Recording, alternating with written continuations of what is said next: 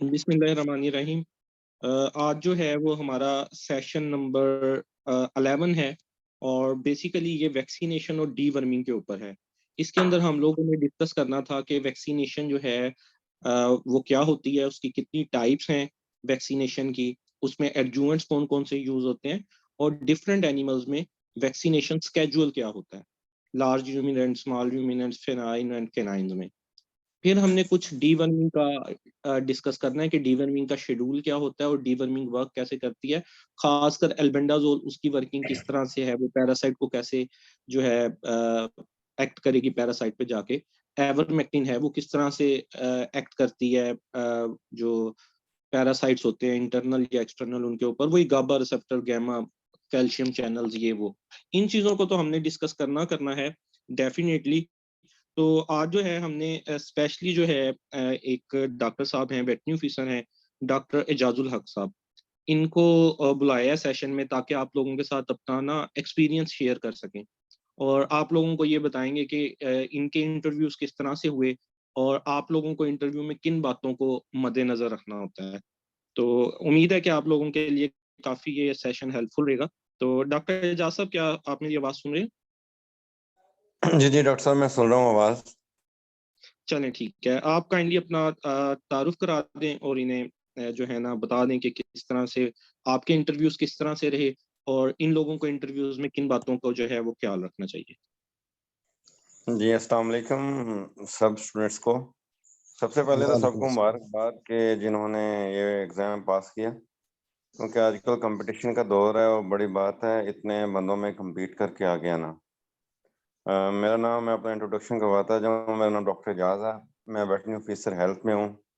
मैंने तकरीबन 5 इंटरव्यू दिए थे पीपीएससी में तब, डिफरेंट सीट्स पे बीआई की, स्मॉल रूमिनेंट्स की और वाइल्ड लाइफ की थी और एक तो और थी और बीआरआई की थी शायद। डिफरेंट 5 इंटरव्यूज़ दिए थे, तो इस हवाले से मेरा एक्सपीरियंस काफ़ी रहा कि किस तरह तैयारी करनी चाहिए, किस तरह नहीं करनी चाहिए। मैं ज़रूर शेयर करता हूँ और करना चाहूँगा आप लोगों के साथ, ताकि आप लोगों को भी थोड़ा-सा बेनिफिट हो जाए, क्योंकि मैं 2016 में सेलेक्ट हुआ था, मेरे बाद 2017 में सीटें आई थी। तो वहाँ जूनियर्स थे 2-3, उन्होंने मुझसे प्रॉपर गाइडलाइन ली थी इंटरव्यू की और वो सेलेक्ट हो गए थे। तो उन्होंने बाद में मेरा ख़ैर शुक्रिया भी अदा किया था। तो मैंने ये ना जो इंटरव्यू की ये जो मैंने निकाले थे, जब मैं ना, क्योंकि मैं 4 इंटरव्यू जो दिए थे ना, पास हो गया था मैं, मेरे मार्क्स कम आए थे, तो एलोकेशन नहीं हुई थी।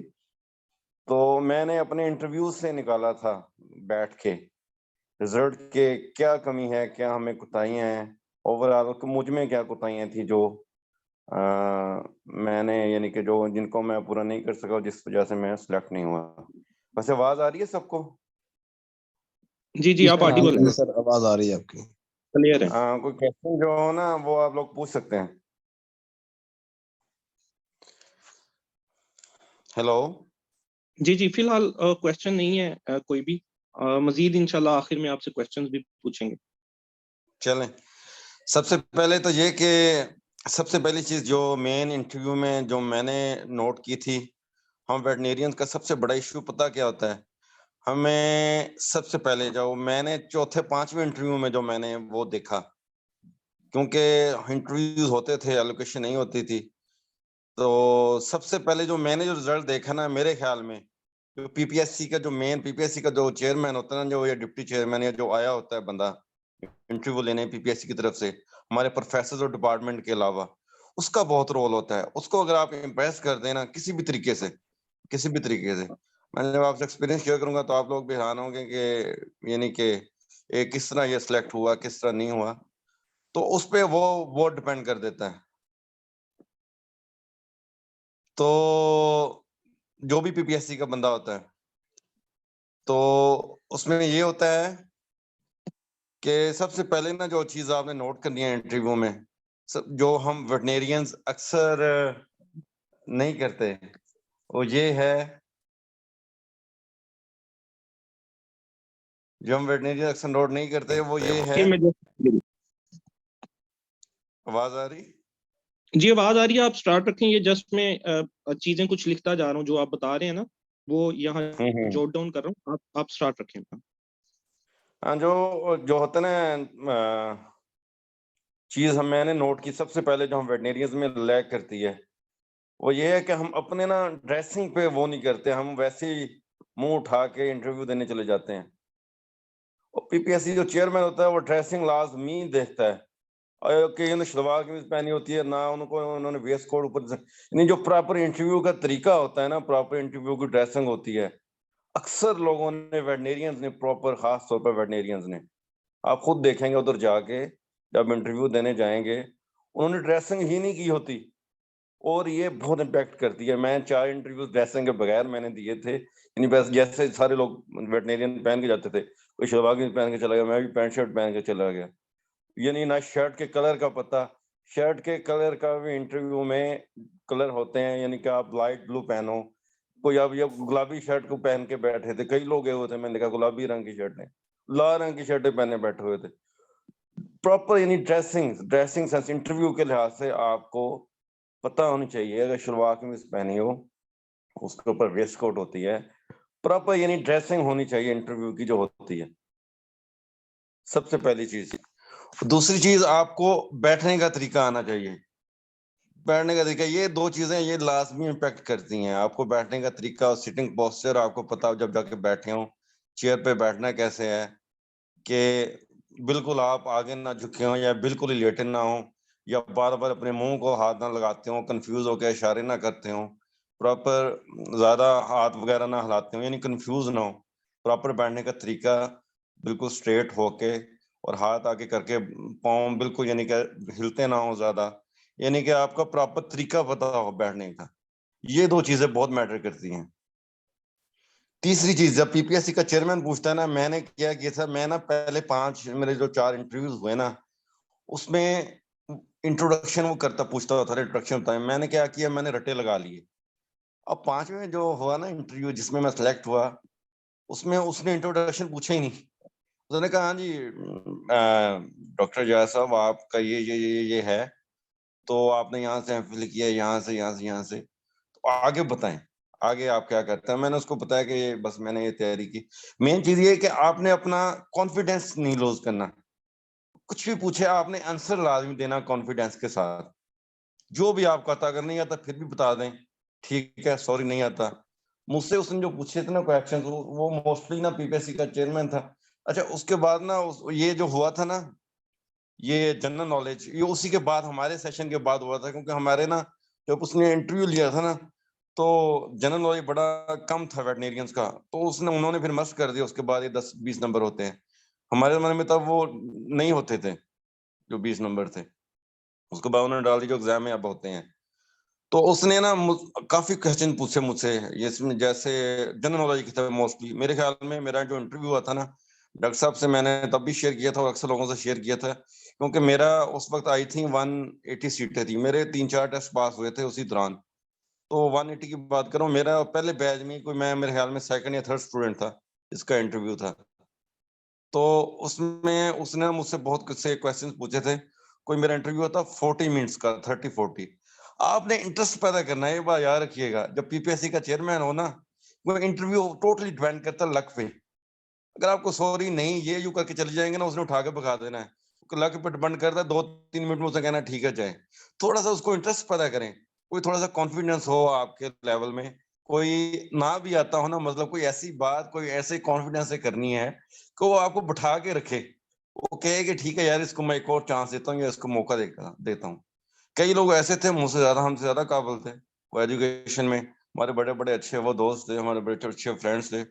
वो उनको उन्होंने बिठाया, 1-2 क्वेश्चन पूछ के, 3 क्वेश्चन उन्होंने कहा सॉरी ये जो, उन्होंने उठा दिया, उन्होंने कहा ठीक है। हालांकि उनका एकेडमिक्स हमसे ज्यादा स्ट्रांग था, हम उनके कॉन्सेप्ट हमारे से ज्यादा स्ट्रांग थे।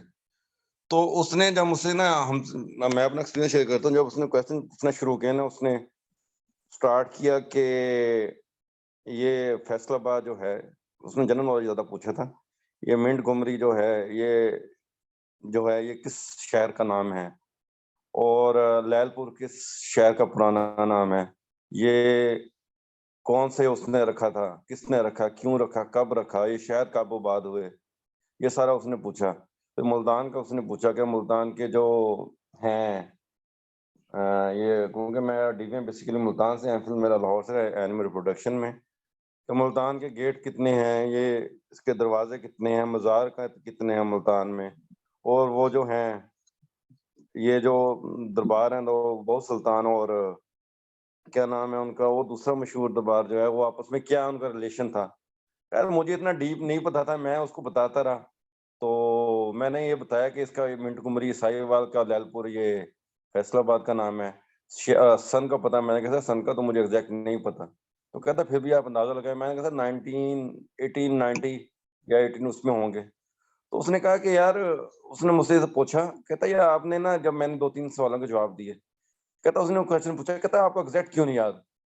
मैंने उसे बताया, मैंने कहा सर एग्जैक्ट मुझे इसलिए नहीं याद क्योंकि जो हमारी जो स्टडी होती है ना, वो काफी टफ होती है। तो हमें जनरल नॉलेज का ऐसा एक्सपोजर नहीं होता। ये तो मुझे एफएससी बेस पे लेवल चीजें याद है, तो मैं इसलिए बता रहा हूँ। फिर ये वो मुल्तान पे ले गया, मुल्तान के दरबारों पे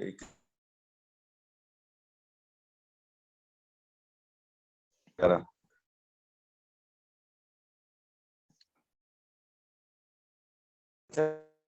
उसने एक क्वेश्चन पूछा मुझसे, कहता मैं बताऊँ, सेलेक्ट कर लूंगा मैं आपको, मुझे सिर्फ एक क्वेश्चन का जवाब दे दें। मैंने कहा क्या सर, बताएं आप प्लीज।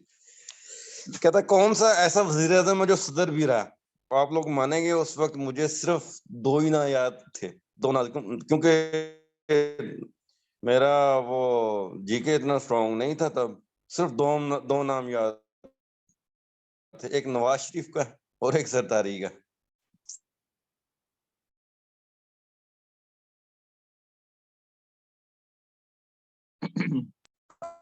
सरदारी मैंने कह दिया शायद।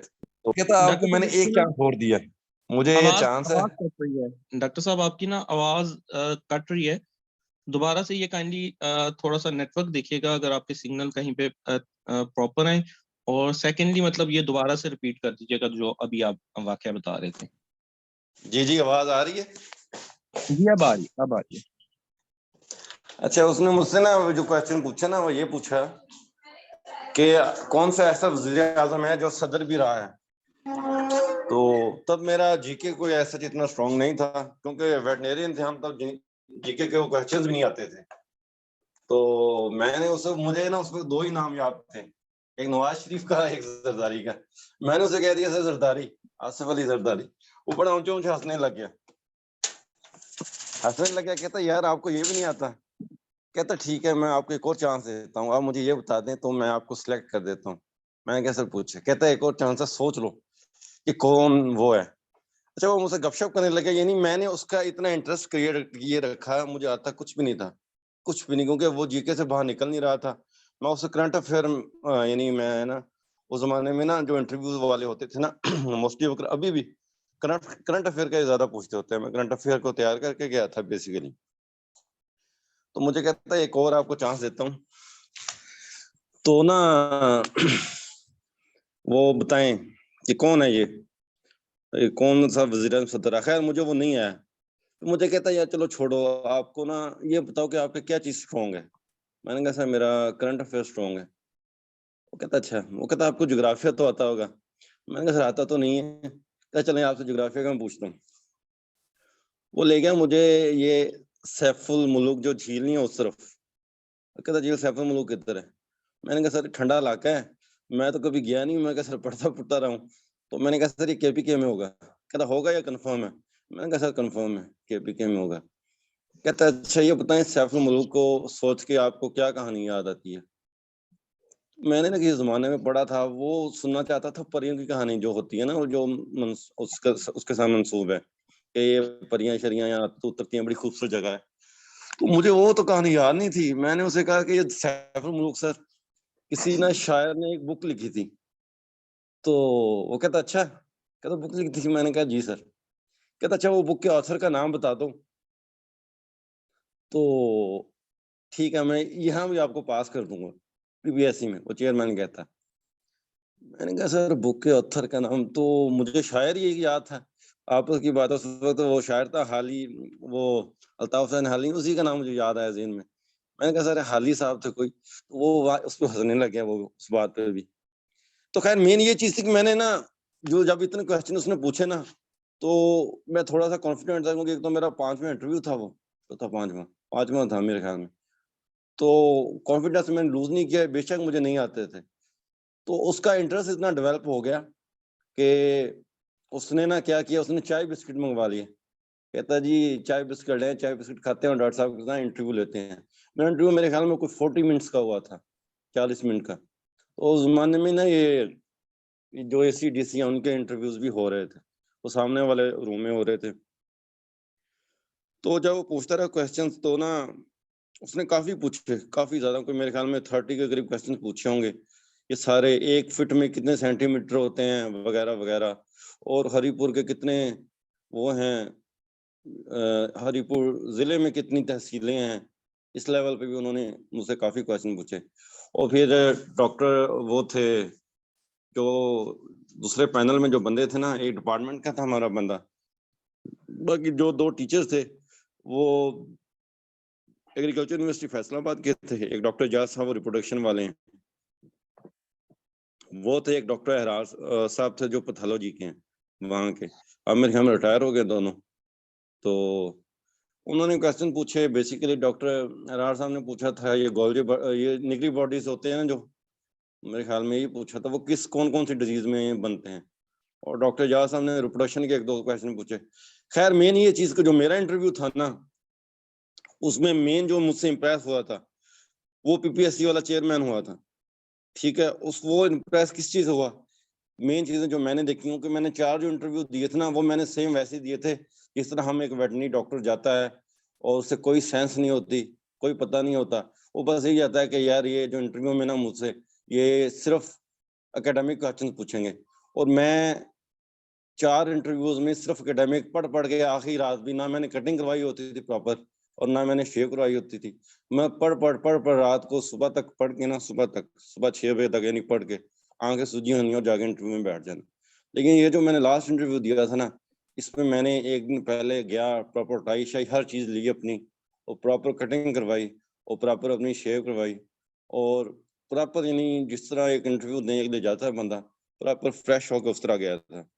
तो मेन चीज ये थी जो मैंने नोट किए ना इंटरव्यू में, उनको पता होता है ये सारे टेस्ट दे के आए हैं, सारे पास करके आए हैं।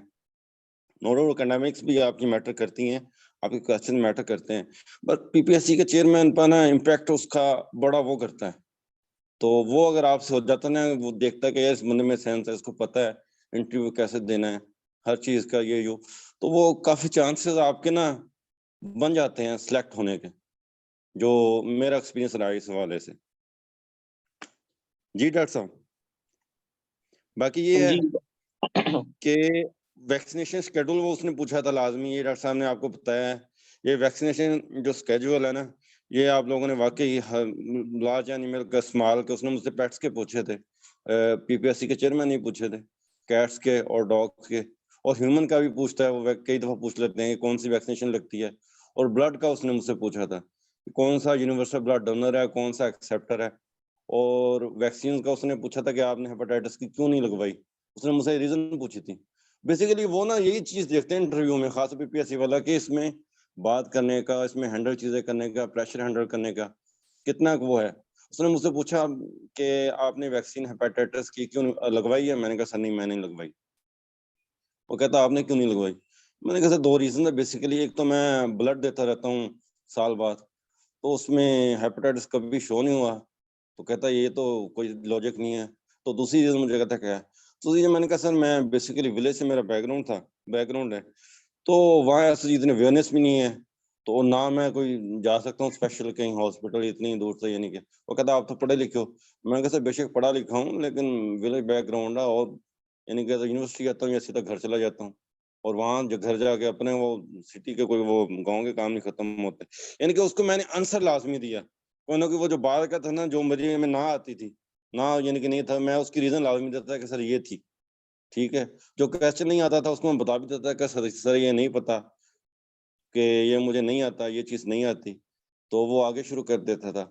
यानी जो चीज मैंने ये देखी है ना, तो डॉक्टर साहब भी आपको बताएंगे कि वो जो सिलेक्ट करता है ना, जो इंटरव्यू देता है, वो मेन आपको ये भी देता है, अगर आप जाओगे, कई लड़के हमसे काबिल थे, मैंने आपको पहले ही बताया, हमसे ज्यादा इंटेलिजेंट, उनकी CGPA ज्यादा अच्छी है, उनको कॉन्सेप्ट, मुझे याद है बहुत से लड़के ऐसे थे मुझसे ज्यादा स्ट्रॉन्ग थे, हर चीज में, लेकिन वो गए, उनका 1 मिनट भी इंटरव्यू नहीं हुआ, 1-2 मिनट। तो उन्होंने जाके 2-3 सवाल पूछे, सॉरी सॉरी सॉरी, उन्होंने कहा ठीक है आप जा सकते हैं। क्यों? क्योंकि थोड़ा सा आपको ना आपकी बॉडी लैंग्वेज, आपकी ड्रेसिंग, ये चीजें उसको थोड़ा सा अट्रैक्ट तो करें, तो कम से कम आपको थोड़ी देर बैठाए तो सही कि हाँ यार इसको मैं चेक करता हूँ, इसको देखता हूँ। मेन चीज यही है, वही कि आपको, जो मैंने 4 इंटरव्यूज दिए थे उसमें मैंने यही चीज नोट की थी कि आपको प्रॉपर इंटरव्यू देने का तरीका पता हो। और हम वेटनेरियंस को मोर देन 80 या 90% प्रॉपर इंटरव्यू देने का तरीका ही नहीं पता होता कि हमने इंटरव्यू देना कैसे है, हमने ड्रेसिंग कैसे करनी है, प्रॉपर कटिंग करवानी है कि नहीं करानी, और हमने जो फर्स्ट इंप्रेशन है वो कैसा जाए। उसके बाद कॉन्फिडेंस है, कॉन्फिडेंस मैटर बहुत करता है। तो यही चीजें थी जो मेरे एक्सपीरियंस में जो रही, जो मैंने 4-5 इंटरव्यू दिए। जी डॉक्टर साहब। जी, थैंक यू सो मच। अच्छा, कोई क्वेश्चन पूछना चाहे डॉक्टर साहब से, डॉक्टर एजाज साहब से, तो कोई क्वेश्चन भी आप पूछ सकते हैं। मतलब ओवरऑल इंटरव्यू देने के हिसाब से वो जो है फील्ड से रिलेटेड बहुत ज्यादा ना पूछना शुरू कर देना, बायो जैसे अभी बायो सेफ्टी और सिक्योरिटी का पूछा हुआ था, इस तरह के कोई क्वेश्चन, मतलब आप इंटरव्यू से रिलेटेड अगर कोई चीजें पूछना चाह रहे हो। जनरल जी आप पूछ सकते हैं, आप लोग जो भी क्वेश्चन पूछना हो। एकेडमिक वो हमारी मेरी जरा वीक हो गई है भाई, काफी जी अच्छा लगा अस्सलाम मेरे वालेकुम को। डॉक्टर जान साहब। जी जी वालेकुम सलाम। सर कैसे हैं आप? ठीक है। अच्छा सर, ये जी थोड़ा सा बिल्कुल। बताएं कि जो चेयरमैन है, weather he can impact the other members. अगर चेयरमैन आपको पसंद करता है कि यार I like that man, he has potential, तो वो अपनी ओपिनियन है वो फोर्स कर सकते हैं अदर मेंबर्स के ऊपर। जो मेरा ओपिनियन था ना वो, क्योंकि मैं जो सिलेक्ट किया ना, मुझे जो वो जो थे ना, वो एग्रीकल्चर यूनिवर्सिटी का अगर स्टूडेंट है ना इसमें, तो डॉक्टर एजाज और एरहार साहब को आप जानते होंगे, क्योंकि वो जी जी। फेमस है वहाँ पे। वो मुझे बाद में मेरा इनकाउंटर हुआ एग्रीकल्चर यूनिवर्सिटी के स्टूडेंट से। वो कहता है यार ये दो बंदे तो ऐसे हैं, ये अपने स्टूडेंट को भी नहीं सिलेक्ट करते। इनफैक्ट ये टफ हुआ बंदे, था कि टफ डॉक्टर बंदे। जी जी। वो दोनों टफ टीचर है, मैं उनका स्टूडेंट्स हूँ दोनों का।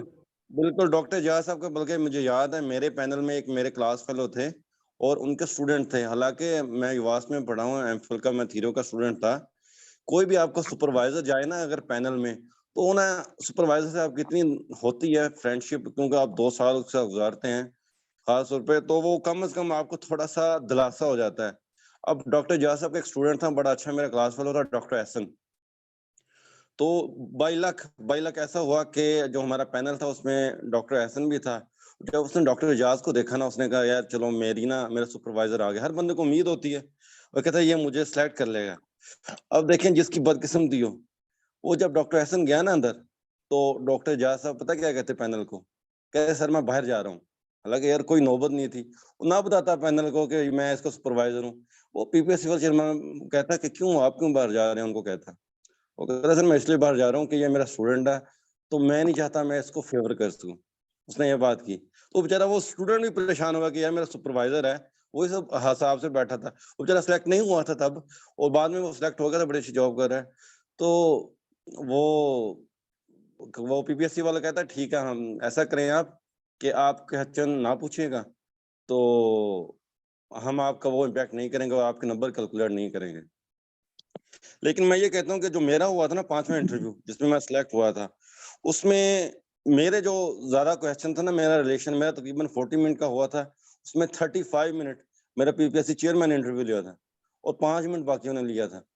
तो मेरे ख्याल में तो इम्पैक्ट करता है, और पीपीएससी अगर वो कर लेना तो जरूर वो फोर्स करता है। हाँ उसके 50 नंबर जरूर होते हैं, तो मेरे ख्याल में उसका इम्पैक्ट बनता है, वो करता है, वो कहता है कि इसको अच्छे मार्क्स दें।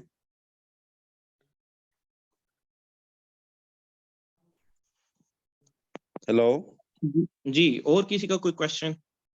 जी सर, एक क्वेश्चन ये था कि अगर हमें आंसर ना आता हो तो हम उसको जस्ट सॉरी बोलें या उसको मुकम्मल डिटेल बताएं कि मुझे इसलिए नहीं आता इसका आंसर।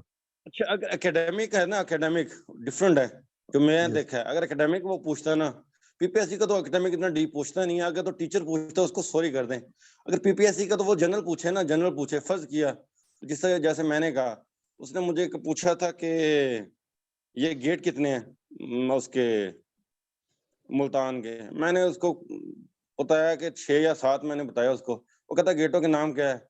मुझे एक दौलत गेट पता नहीं वो भी है कि नहीं, मुझे याद है शायद मैंने वही बताया था। कहता यार आपको गेटों का नाम नहीं पता? उसने ये कहा। मैंने कहा जी सर, मैंने कहा सर इसकी एक मेन वजह है, मैंने ये क्या, मैंने उसको ये नहीं कहा कि सॉरी सर, जो मैंने वो लॉजिक दिया, जनरल बात कर रहा हूँ, मैं ये भी कहा सॉरी सर, वो बात खत्म हो जानी थी। मैंने उसको कहा कि जी सर, मैंने कहा सर गेटो का नाम मुझे नहीं पता, लेकिन सर इसकी एक लॉजिक है। वो कहता क्या? मैंने कहा सर डीवीएम बड़ी टफ स्टडी है, जो मैं गया था ना ये मुल्तान अंदरूनी शहर, मैं घूमता रहा हूँ, लेकिन मैं गया था जब मैं फर्स्ट ईयर में था, उसके बाद मैंने कहा टाइम ही नहीं मिला, इतनी वो टफ वो था, स्केड्यूल था हमारा, तो टाइम ही नहीं मिला आगे पीछे घूमने का, तो थोड़ा बहुत खाना खाने के लिए जाते थे और वापस आ जाते थे। तो इसलिए डिफरेंट अप्रोच होनी चाहिए। मेरे ख्याल में जो एकेडमिक है ना उस पर आप कर सकते हैं, लेकिन जो जनरल वो बात करें ना, जो इस तरह की क्वेश्चन करे, उसमें आप थोड़ी सी अपनी रैशनल अप्रोच अपना लेना, वो ज्यादा सूटेबल रहता है। Thank you sir. जी जी, और कोई क्वेश्चन पूछना चाहता है डॉक्टर साहब से?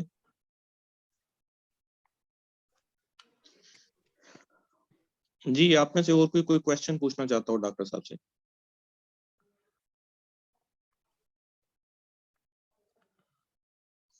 चलिए, मेरा ख्याल है मजीद नहीं किसी का कोई क्वेश्चन। कुछ चीजों को मैं समराइज कर देता हूँ। डॉक्टर साहब ने बहुत अच्छी मतलब वैल्यूएबल आपको चीजें बताई, और जैसा कि हसीब जवाद ने क्वेश्चन किया कि क्या वो इम्पैक्ट कर सकता है बाकी मेंबर्स को, तो देखें 50 मार्क्स होते हैं चेयरमैन के हाथ में और 50 मार्क्स होते हैं टेक्निकल के हाथ में, लेकिन जो 50 मार्क्स चेयरमैन के हाथ में है, फाइनल मार्क्स उसने ही लगाने हैं। जो 50 बाकी लोगों के टेक्निकल के हाथ में है, वो आपस में सलाह मशवरा करते हैं कि इसको इतने लगा दिए जाएं।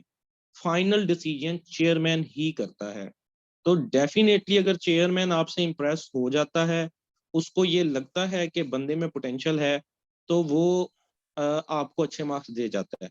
अब इसके अंदर जो डॉक्टर साहब ने स्टार्टिंग बात की वो बिल्कुल ठीक की कि चेयरमैन देखें वो ब्यूरोक्रेट होते हैं। कोई आईजी पंजाब होता है, फॉर एग्जांपल मेरा एक इंटरव्यू था, वो आईजी पंजाब ने लिया था, ये आरिफ नवाज इस तरह का गालबन नाम था। एक मेरा इंटरव्यू था, वो लिया था डीआईजी पंजाब डॉक्टर अल्लाह बख्श साहब ने। तो वो बड़े लेवल के बंदे होते हैं जो ब्यूरोक्रेट होता है। तो वो एक निगाह में जैसे ही आप एंटर होते हैं और विद इन 2 to 3 मिनट्स आपकी पर्सनैलिटी को जज कर जाता है। जज कैसे करता है? पहली चीज आपकी ड्रेसिंग है। वो ये देखता है कि क्या इस बंदे को, ये 17 ग्रेड की जॉब लेने आया है, क्या इसको पता है कि मैनर्स किसको कहते हैं, ये क्या इसके बैठने का तरीकाकार ठीक है भी कि नहीं। मतलब एक प्रॉपर तरीकाकार है ना, आप टांगों को क्रॉस करके बैठ जाते हैं, या जो है आगे की तरफ झुके बैठ जाते हैं, या थोड़ा सा टेढ़ा होके बैठ जाते हैं। ये वो होते हैं ब्यूरोक्रेटिक लाइफ के बंदे। उन्होंने तो सारी जिंदगी ही मैनर्स में गुजारी। खाने का मैनर क्या है, बैठने का मैनर क्या है, बात कितनी करनी है, कितना जवाब देना है, तो वो ये एक एक चीज आपकी वो नोट कर रहा होता है, आप कैसे बैठे हैं आके। और शुरू से लेके आखिर तक इंटरव्यू, ये लाजमी याद रखिएगा। समटाइम आप जाके तो ठीक बैठ जाते हैं, लेकिन 10-15 मिनट बाद कंफ्यूज हो जाते हैं, या बिल्कुल रिलैक्स होके आप टांगे क्रॉस कर लेते हैं, या बिल्कुल हाथ मुंह छोड़ के बैठ जाते हैं। नो, आपने अपना जो टेम्परामेंट होता है फ्रॉम स्टार्ट ऑफ इंटरव्यू से लेके लास्ट ऑफ इंटरव्यू तक, जो बैठने का, आप समझ लें रोबोटिक तरीके से आप बैठे हुए हैं। ठीक है, एक मतलब स्ट्रेट अपना कुर्सी के साथ जो है, चेयर के साथ अपनी कमर लगा के, हाथों को अपनी आप गोद में रख सकते हैं, दोनों हाथों को जोड़ के, या अपने लेग्स के ऊपर भी रख सकते हैं। एक हाथ इस लेग पे रख लें, एक हाथ दूसरी लेग पे रख लें। ठीक है, इस तरह से मतलब आपको जो फेवरेबल पोजीशन रहती है। फिर वो आपसे इंटरेक्ट करता है जस्ट लाइक आपके इंट्रोडक्शन, जैसा कि डॉक्टर साहब ने बताया। वहां जाके आपने इस तरह से नहीं कि वो इंट्रोडक्शन आपसे पूछ रहा है तो आप रटी रटाई एक चीज बताना शुरू हो गए। नो, आपने जब वहां बैठना है तो उनके साथ इंटरेक्ट करना है। देखिए, आप किसी को इंट्रोडक्शन दे रहे हैं, आप शुरू हो जाते हैं, my name is Hasan Junaid, father name Khwaja Junaid Ahmad Tariq, I belongs to Khanewal, इस तरह करके मैं एक शुरू हो जाता हूँ। देखें, वो इस चीज का आपके डॉक्यूमेंट सारे उनके सामने पड़े हैं। इंट्रोडक्शन का मतलब होता है कि आप एक महफिल में गए हैं, सारे वहां लोग बैठे हैं, उनको आप बताएं अपने बारे में। तो आपने इंटरेक्शन करना होता है, चेयरमैन की तरफ ज्यादा देख के, बाकी मेंबर्स की तरफ भी देख के, धीमे अंदाज में। इस तरह से देखें, sir my name is Hasan Junaid, I basically belongs to Khanewal, my father's name Khwaja Juvaid Ahmad Tariq. मतलब आपने इंटरेक्शन करना होता है, उनको आपने साथ एंगेज करना है, और उसके दरमियान वो कहीं आपको रोक के मे भी पॉसिबल कोई सवाल पोज कर देता है। फिर आपने उसको, होता क्या है कि हम रटी रटाई एक चीज अपने जेहन में बना जाते हैं कि जाते ही वो इंट्रोडक्शन पूछेगा और हमने ये जो है ना पूरा एक पैराग्राफ सुना देना है। ऐसे नहीं होता। वो अगर पूछे तब भी ठीक है, नहीं पूछे, दोनों सूरतों में आपने अंदर जाके उनके साथ इंटरेक्शंस करना होता है बेसिकली। फिर कुछ वो जनरल नॉलेज वगैरह आपसे टच कर देता है, जनरल नॉलेज के क्वेश्चन पूछ देता है, उसके अंदर आप उससे इंटरेक्शन करें। कुछ वो आपसे रीजन पूछता है, आपने ये फील्ड चूज क्यों की, आपने जो है वो डीवीएम डॉक्टर क्यों बन गए। आप कह देंगे जी मजबूरी है, या वो कहेगा अब आपका दिल लगता है, या आप कह देंगे नहीं, तो दैट इज बैड इम्पैक्ट। आपको वो फिर वेटरनरी ऑफिसर की सीट क्यों दे, आपका तो दिल ही इधर कोई नहीं लगता। तो चीजों को मैनेज करना होता है। कुछ चीजें तो हम आपको इंटरव्यू के सेशन में बता देते हैं, ठीक है। कुछ चीजें आपने ऑन द स्पॉट जाके भी करनी होती है ना, मैनेज करनी होती है। लाजमी नहीं होता कि देखें, 9th की फॉर एग्जांपल बायो होती है, मैट्रिक की बायो होती है, सबको पता होता है इसी में से पेपर आना है। पेपर देते हैं तो रिजल्ट डिफरेंट आते हैं, हर बच्चे का डिफरेंट रिजल्ट आता है। आप भी इंटरव्यू में जैसे सारे सेशन ले रहे हैं, सबको बता दिया, इंट्रोडक्शन ऐसे देना है, अपनी वीकनेसेस ऐसे बतानी है, अपनी जो है पॉजिटिव एटीट्यूड ऐसे बताना है, घर का ऐसे बताना है, फलां चीज ऐसे बतानी है। पता तो सबको है, लेकिन वहां जाके जो आप प्रेजेंट करेंगे अपने आप को, वो हर बंदा मुख्तलिफ अंदाज से करता है। तो आप लोगों ने एक जो है वो एंगेजिंग रखनी है। ये तो हो गई हमारी चेयरमैन से इंटरेक्शन और जनरल पर्सनैलिटी असेसमेंट, कि वो जिसके अंदर हमें इन चीजों को असेस कर लेता है।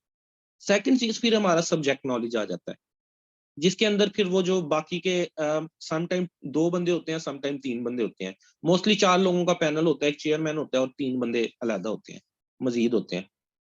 अब जैसे डॉक्टर साहब ने कहा, बताया, अपना भी मैं इसी के अंदर एक अपना आपसे शेयर करता हूँ, जो मेरा इंटरव्यू जिसमें मेरी सिलेक्शन हुई। मेरा एक ही इंटरव्यू हुआ था, उसी में मेरी सिलेक्शन हो गई थी।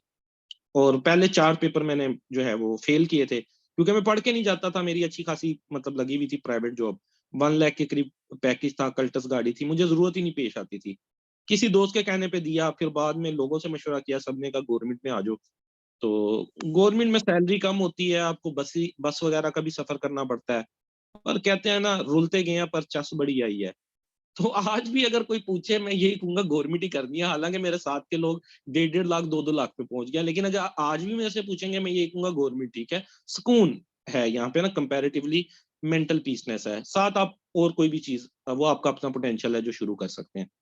तो मैं आपको बताता हूँ मेरे इंटरव्यू का थोड़ा सा, कि चेयरमैन जो मुझे भी हमने जिससे भी पूछा, आप यही सुनेंगे कि उन्हें ये फील हुआ, इंटरनल फीलिंग ये आई कि चेयरमैन इंप्रेस हो गया।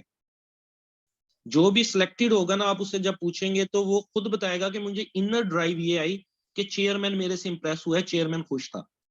और जो नहीं सिलेक्ट होते उनसे आप पूछेंगे तो वो बताएंगे कि उनको थोड़ा सा लगा कि चेयरमैन, और लाजमी नहीं है आप जाएं चेयरमैन आपसे 2 क्वेश्चन पूछे, अगले बंदे पे रेफर कर दें आपके, ओहो मेरा तो इंटरव्यू खत्म हो गया, चेयरमैन तो मेरे में इंटरेस्टेड नहीं, ऐसा भी नहीं है। वो थ्रू आउट द, चाहे वो आपसे 2 क्वेश्चन पूछ के चुप हो गया, वो आपको उसके बाद ऑब्जर्व कर रहा है, चाहे वो अपनी फाइलें देख रहा हो, समटाइम वो उनको और बड़े काम होते हैं, फाइलें देख रहे हैं, वो मोबाइल यूज कर रहा है या डिफरेंट चीजों में एंगेज हो गया, लेकिन उसकी जो एक नजर है वो आपके ऊपर जरूर है, ये समझ लें। फॉर एग्जाम्पल जब पेपर चेक कर रहे होते हैं जो पुराने टीचर होते हैं, डायरेक्ट उसी जगह पहुंचते हैं ना जहाँ पे आपकी गलती होती है। तो वो चेयरमैन ब्यूरोक्रेटिक बंदा है, उसको पता है कि क्या चल रहा है, इसके आने का, वापस जाने का एटीट्यूड किस तरह है, ये क्या यहाँ पे सब कुछ कर रहा है। तो वो जितने भी आपके 15-20 मिनट होते हैं, वो उसके अंदर आप एक स्ट्रिक्ट ऑब्जर्वेशन में होते हैं, आप समझ लें। तो अब मैं आपको बताता हूँ, मतलब मेरा जो पैनल था मुल्तान का, और उसके अंदर जो है चेयरमैन साहब थे, वो डीआईजी थे गालबन, और 3 लोग और थे। उनमें से एक डीन थे बीजेडयू के, अपना डॉक्टर मसूद साहब, आपने नाम सुना होगा, यूएफ के अंदर पहले वो रहे हैं, नहीं नंबर देते, ठीक है। एक पैरासाइटोलॉजी के टीचर थे, और एक जो है वो था अपना फील्ड का बंदा था, रिटायर्ड बंदा था। अब ड्रेसिंग में प्राइवेट में वैसे ही जब बंदा प्राइवेट जॉब कर रहा होता है ना, पैसे पूछते आ रहे होते हैं, जरा आपने ड्रेसिंग पैंट कोट शर्ट और टाइयां शाइयां लगा के, आपको मैनर्स का पता होता है, प्राइवेट की मीटिंग ही बड़ी सख्त होती है, वहां आप हिल नहीं सकते होते। तो वो ड्रेसिंग का बंदे को इल्म होता है, ड्रेसिंग ड्रूसिंग करके मैं चला गया, दरवाजा खड़काया जी, अंदर गया। तो उस पैनल में 20 लोगों ने इंटरव्यू दिया था मुल्तान में, 20 लोगों ने, जस्ट मैं एक सिलेक्ट हुआ था, ठीक है। हालांकि बीजेडयू के स्टूडेंट थे, कुछ वो टीचर होते हैं वो नहीं सिलेक्ट करते, या कुछ टीचर्स के हाथ में नंबर होते ही नहीं, उन्होंने देने ही नहीं है। इसलिए शुरू से आप लोगों को हम बताते आए हैं, या बताते हैं कि इंटरव्यू लक बेस्ड भी बहुत होता है। लेकिन लक हमारे हाथ में नहीं है। हमारे हाथ में ये लक नहीं है कि कौन चेयरमैन आएगा, टीचर कौन आएगा, वो नंबर देने वाला है, नहीं नंबर देने वाला, ठीक है, या और फैक्टर, चेयरमैन गुस्से में उस वक्त बैठा था, खुश बैठा था, गपशप के मूड में था, ये हमारे हाथ में नहीं है। हमारे हाथ में मेहनत है, एक अपना पॉजिटिव एटीट्यूड के साथ जाना है, ये चीजें हमारे हाथ में। आप जो चीजें आपके हाथ में उनको कंट्रोल कर लें, जो चीजें उनके हाथ में उनको दुआ कंट्रोल कर सकती है, अल्लाह पाक की जात कंट्रोल कर सकती है। अल्लाह पाक से दुआ करें बेहतरी की। तो मैं जी गया, उसने मेरे से सबसे पहले इंट्रोडक्शन पूछा। अब मेरा एटीट्यूड बहुत ज्यादा ना पॉजिटिव था, मैं मतलब गया हूँ, सलाम किया जाते ही, उसके बाद उन्होंने कहा जी बैठे, मैंने ऊंची आवाज में शुक्रिया अदा किया, सबको सुनाई दिया। फिर उसने मेरे से इंट्रोडक्शन पूछा है, तो प्रॉपर मैंने इंट्रोडक्शन कराया, जैसा मैंने आपको बताया। और वो इंट्रोडक्शन रोबोटिक इंट्रोडक्शन नहीं कि एक पैराग्राफ रटा रटाया, इंटरेक्शन किया उनके साथ, उनकी आंखों में देख के, साइड वाले की आंखों में देख के, माय नेम इज ये, फादर्स नेम ये, मैंने यहाँ यहाँ से तालीम हासिल की, मैंने जो है उसके बाद अब ये जॉब कर रहा हूँ। अब मैं पोल्ट्री की जॉब करता, हेल्थ की सीट थी, मैंने बताया मैं पोल्ट्री की जॉब करता हूँ वहां पे। हाँ, सेल्स ऑफिसर मैंने नहीं कहा, थोड़ा सा आपने उसको मॉडिफाई, वो कहेगा सेल्स ऑफिसर, यार तेरी क्यों कर रहा है तू ये जॉब। मैंने कहा मैं टेक्निकल जो है मैनेजर हूँ, आप उसको सेल्स ऑफिसर को टेक्निकल मैनेजर कह लें, अल्फाज का चुनाव बेहतर करें। अल्फाज का चुनाव बेहतर किया। तो उसके बाद वो मेरे से कहता है कि सीजीपीए आपकी काफी अच्छी है, सीजीपीए से मुराद क्या है। मैंने उसको बताया sir cumulative grade point average. मेरी आंखों में आके, मुझे आज तक उसकी आंखें नहीं भूलती, आंखों में आंखें डाल के कहता है एवरेज नहीं होता, कम्युलेटिव ग्रेड पॉइंट दोबारा बताएं। मैंने भी उसकी आंखों में आंखें देख के कहा, मुझे एक तो ये भी था कि चले जवाब है कोई नहीं, नहीं भी सिलेक्ट होता तो कोई बात नहीं। मैंने कहा सर एवरेज ही होता है, मैं इस बारे में श्योर हूँ। अच्छा, फिर मुझसे कहता है सेनेट का चेयरमैन कौन है। मैंने कहा सर रजा रबानी। कहता तो जो है इस वक्त चीफ मिनिस्टर कौन है। अब वो बेसिकली मेरा जस्ट कॉन्फिडेंस लेवल उस वक्त चेक। अच्छा, कॉन्फिडेंस लेवल भी सम टाइम वेरी कर जाता है, सम टाइम आप हर वक्त कॉन्फिडेंस में होते हैं, इंटरव्यू में कंफ्यूज कर जाते हैं, सम टाइम इंटरव्यू में जाते हैं तो बड़े अच्छे कॉन्फिडेंस में होते हैं और बाद में जो है आमतौर पे आप डरे डरे दबके दबके रहते हैं, ये चीज लक बेस्ड है। अच्छा, मुझसे कहता है कि कौन सीएम है। अब मैं डायरेक्ट सिर्फ पंजाब का बता देता, मैंने कहा सर आप किस सूबे का पूछना चाह रहे हैं, मुझे प्रोविंस को काइंडली जो है ना वो कर दें। अब मैं डायरेक्ट मतलब डरा डरा बंदा कि मैं उससे क्यों क्या क्वेश्चन करूं। आपने एज ए डिस्कशन लेना होता है इंटरव्यू को। मैंने कहा सर प्रोविंस तो बता दें मुझे, किसका आप पूछना चाह रहे हैं। कहता मैं पंजाब का ही पूछना चाह रहा हूँ। मैंने कहा सर जो है ना उस टाइम 2016 था, शहबाज शरीफ। कहता ठीक है। उसके बाद मेरे से कहता है जो है नेशनल असेंबली के स्पीकर का नाम बताएं। मैंने नेशनल असेंबली के स्पीकर का नाम बताया। उस टाइम वैसे एक चीज मैं आपको बता दूं, जिस टाइम की हम बात कर रहे हैं, डॉक्टर एजाज साहब ने और मैंने बात की, जनरल नॉलेज ज्यादा पूछा जाता था क्योंकि पेपर में मार्क्स नहीं होते थे। लेकिन अब पिछले साल मैंने 2021 के इंटरव्यूज देखे हैं, जनरल नॉलेज बहुत ज्यादा नहीं पूछा जाता। पहले बहुत ज्यादा चेयरमैन तो पूछते ही जनरल नॉलेज था, 10-15 मिनट वो आपसे इंटरेक्शन, और फिर अगर वो आप में इंटरेस्टेड नहीं अगले को रेफर कर देता था वो आपको। लेकिन अब चेयरमैन जस्ट, जो मैंने पिछले इंटरव्यू 2021 के 18-20 देखे, 2022 में खुद मैंने कुछ इंटरव्यूज दिए, वो जस्ट आपसे जो है आपका इंट्रोडक्शन, आप यहाँ क्यों आना चाहते हैं, आपकी वीकनेस क्या है, स्ट्रेंथ क्या है, आपने जो है डीवीएम को क्यों चूज किया, इस तरह के क्वेश्चन करके ना आगे रेफर कर देता है, 3-4 क्वेश्चन करके बस। अब ज्यादा ना एकेडमिक्स पे गौर किया जाता है। तो खैर मेरा मतलब ओवरऑल जो एटीट्यूड है उसके साथ, फिर उसने मेरे से ऑर्गेनोग्राम ऑफ लाइफस्टाइल पूछ लिया। ये एक मुश्किल क्वेश्चन था, जो मतलब आमतौर पे उस वक्त स्टूडेंट्स को नहीं पता होता था कि ऑर्गेनोग्राम कहते किसको हैं। ऑर्गेनोग्राम वही सबसे ऊपर जो है सेक्रेटरी होता है, सेक्रेटरी के नीचे जो है वो डीजीज होते हैं, डीजी एक्सटेंशन होता है, प्रोडक्शन होता है, ब्रीड इंप्रूवमेंट होता है। डीजीज अगर हम हेल्थ का देने के हैं, डीजी एक्सटेंशन के नीचे जो है वो हमारे 36 डिस्ट्रिक्ट हैं, तो जो है 36 एडीएल होंगे। 9 डिवीजन हैं, तो 9 जो है वो उस टाइम पे 9 थी, 9 डायरेक्टर होंगे, ठीक है। और 36 डिवीजन आगे डिस्ट्रिक्ट हैं तो 36 एडीएल्स होंगे। उस टाइम डीएलओ कहते थे, डिस्ट्रिक्ट लाइफ स्टॉक ऑफिसर। अब थोड़ी सी तादाद चेंज हो गई है, जो डिस्ट्रिक्ट हैं वो कितने हो गए, सॉरी डिवीजन कितने हो गए बताइएगा। सर 10 10। सर। 10 10 लेकिन हो सर गए। नोटिफाई नहीं हुए अभी वो। अब नोटिफाई नहीं हुए इसलिए वहां पे अपॉइंटमेंट भी अभी नहीं हुई, ठीक है, गुजरात को जो बनाया गया है। अच्छा, जितने डिवीजन है उसमें एक एक्स्ट्रा डीजी होता है, चोलिस्तान का अलहदा से डीजी है, 1 डीजी एक्स्ट्रा है वहां पे। फिर जो डिस्ट्रिक्ट है वो 36 है, लेकिन अब 41 हो गए हैं। वो जो 5 को नोटिफाई हो गया वैसे, लेकिन इंतजामी वगैरह वो उनका नोटिफिकेशन मैंने पढ़ा है, मरी और जिनको बनाया गया है, लेकिन इंतजामी तौर पे उधर एक पूरा जो सेटअप लॉन्च करना होता है, असिस्टेंट कमिश्नर्स वहां आएंगे, वहां का पूरी अदालतें खुलेंगी, ये वाले निजाम, इसमें थोड़ा सा टाइम टेकिंग प्रोसेस हो सकता है। तो वो बताया। फिर जो डिफरेंट जो पैनल के मेंबर थे उन्होंने काफी टफ क्वेश्चन पूछे थे टेक्निकल मेरे से। टेक्निकली थोड़ी सी जो है ग्रिप थी, प्रैक्टिकली नहीं थी, थ्योरेटिकली थी, जो सीधी बात है। थ्योरेटिकली थोड़ी ग्रिप थी, मतलब वो कोक्सीडियोसिस का मेरे से पूछने लग गया, उसकी अपनी रिसर्च थी। जो डीन था बीजेडयू का डॉक्टर मसूद, उसकी वैक्सीन पूछने लग गया, कोक्सी की पॉलीवैलेंट वैक्सीन कैसे होती हैं, कैसे बनती हैं। पैरासाइटोलॉजी वाले ने फिर मेरे से मतलब शिस्टोसोमियासिस का पूछा, नासा का पूछा, फिशियोलोसिस का लाइफ साइकिल वगैरह पूछा, वो बताया। फिर जो था डिपार्टमेंट का बंदा, अच्छा ये चीजें हर बंदा जिस तरह बैठे ना, उनकी हर बंदे की, ये मैं आपको बार बार कहता हूं कि किसी भी एक पॉइंट पे इंटरव्यू के आपने अपने आप को ना लूज कर देना है, ये समझ के कि 2-3 क्वेश्चन गलत हो गए हैं, ना किसी भी लेवल पे शेखी में आ जाना है कि मेरे तो क्वेश्चन ही ठीक हो गए हैं 2-3। वहां 4 बंदे बैठे हैं टिल द एंड, उन चारों ने आपके नंबर लगाने हैं। तो 3 पे नहीं भी आपका ठीक हुआ, चौथे को कॉन्फिडेंटली अपना कॉन्फिडेंस और एक जो डेकोरम है वो स्टार्ट से आखिर तक, वो 5 मिनट है, 10 मिनट है, 15 मिनट है, उसको मेंटेन आपने रखना है। अब लास्ट में मेरे से जो था बंदा लाइफ स्टॉक का, एक बंदा लाइफ स्टॉक का होता है, वो आपसे लाइफ स्टॉक रिलेटेड चीजें पूछता है।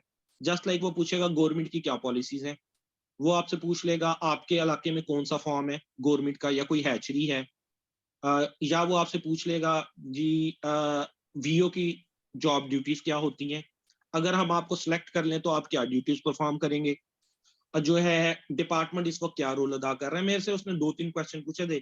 एक उसने पूछा आपके इलाके में कौन सा फार्म है, मैं खानेवाल से बिलोंग करता हूँ, तो मैंने कहा जी जंगीराबाद फार्म। कहता कभी वहां गए हैं, और अब मैं 2-3 दिन पहले वहां वाकई गया हुआ था, वहां मेरे एक दोस्त जॉब करते थे। मैंने कहा जी मैं गया हूँ। तो उसने कहा वहां कौन सी ब्रीड रखी है, मैंने कहा साहिवाल। कहता साहिवाल की करेक्टरिस्टिक बताए, मैंने 3-4 करेक्टरिस्टिक बता दी कि ये टिक रेजिस्टेंट होती हैं, हीट रेजिस्टेंट होती हैं, स्किन इनकी जो है लूज होती है, ये वो इस तरह करके मामला जो होते हैं। तो फिर मेरे से उसने पूछा कि डिपार्टमेंट में क्या वर्क जा रही है, वो मुझे सारी वेबसाइट में एक दफा गो थ्रू करके गया हुआ था, वो लाजमी तौर पे आपने गो थ्रू करनी है, लाइफ स्टॉक पंजाब वाली। उसके अंदर मैंने बताया जी इस वक्त जो डिपार्टमेंट है उसने अपना पैराडाइम शिफ्ट कर लिया है, prevention is better than cure.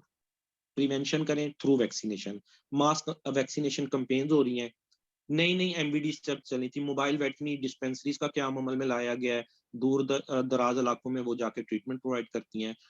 इसके अलावा जो है 9211 वेबसाइट, वो तब नई नई लॉन्च हुई थी, उसके बारे में बताया।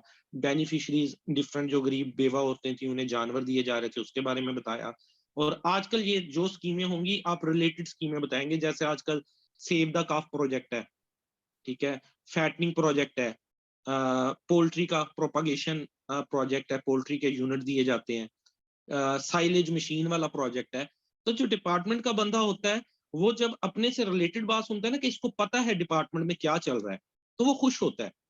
मेन चीज वही, जैसे डॉक्टर एजाज साहब ने कहा कि हर बंदे ने वहां खुश होना है आपसे, आपने वहां हर बंदे को खुश करके आना है, चाहे डांस ही क्यों ना करना पड़ जाए आपको। अब बंदा खुश वैसे करे कैसे, मसला ये है।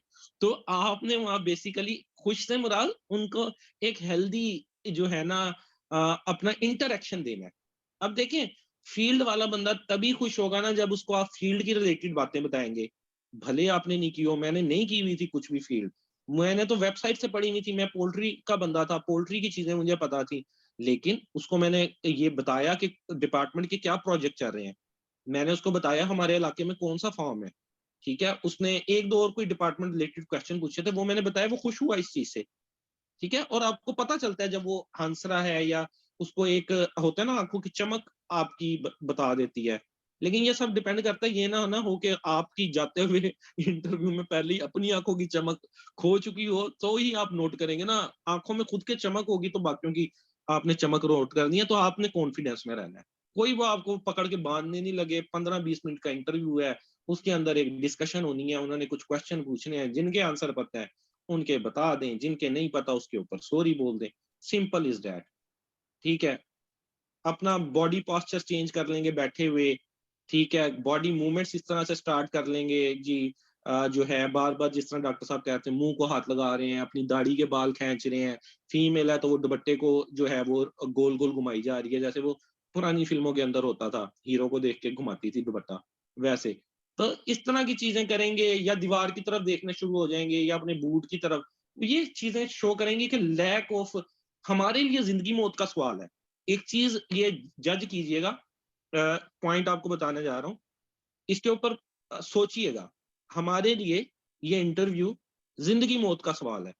हम जो लड़के हैं उनको पुप्पो की बेटी नहीं मिल रही, पास करेंगे तो पुप्पो की बेटी का रिश्ता मिलेगा, और वो जो पुप्पो की बेटी है वो इस चीज में है कि कहीं मेरी अम्मी पुप्पो के लड़के से शादी ना कर दे, अल्लाह करे जॉब लग जाए किसी अच्छे लड़के से शादी करूं, ठीक है, दोनों का आपस में कंपटीशन है।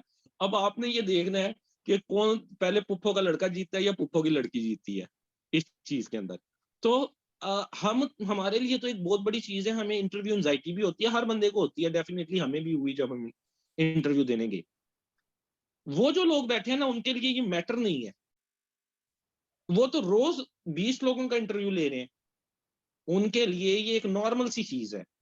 उनके लिए जो मैटर करता है एक ऐसा शख्स जो उनके साथ कुछ जाके अच्छा इंटरेक्शन कर दे और पॉजिटिव एटीट्यूड छोड़ दे उनके ऊपर। हम देखते हैं कि बड़े बड़े जो होते हैं जिनके कंसेप्ट बड़े क्लियर हैं, थ्योरेटिकली प्रैक्टिकली बड़ी स्ट्रॉन्ग है, वो रह जाते हैं। क्यों?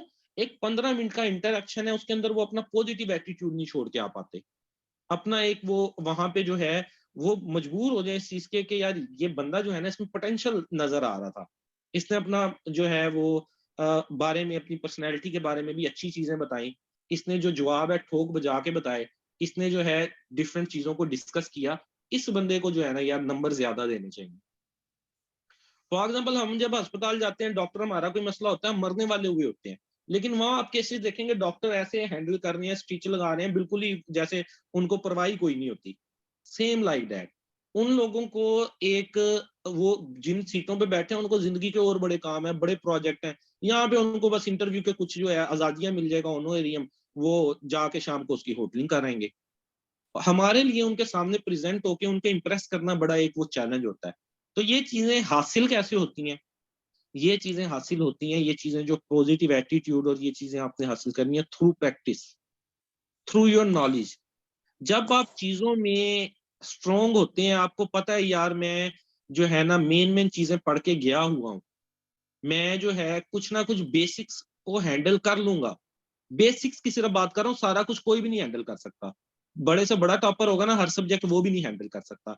बेसिक्स की बात हो रही है, डीवर्मिंग, वैक्सीनेशन, वायरल डिजीजेस के नाम, बैक्टीरियल डिजीजेस के नाम, ठीक है, कौन से प्रोजेक्ट चल रहे हैं, ये ऐसी चीजें हैं जो बहुत बेसिक्स हैं, और वो तकरीबन आपके क्वेश्चंस काफी सारे मिलते जुलते होंगे, थोड़ा सा उनका नोयत में फर्क हो सकता है क्वेश्चंस की, लेकिन आप हेल्थ के इंटरव्यू देखते होंगे काफी मिलती जुलती बातें भी होती हैं अंदर, जो क्वेश्चंस होते हैं ना। फॉर एग्जांपल एफएमडी के बारे में वो आपसे पूछेगा, लंपी स्किन के बारे में पूछेगा, ठीक है, उन चीजों को आपने जो है ना आपने हवास में रहते हुए अच्छे से प्रेजेंट करना होता है। मेन चीज ये है, आप लोगों के कोई क्वेश्चन हो ना मजीद, तो आप लोग वो पूछ सकते हैं।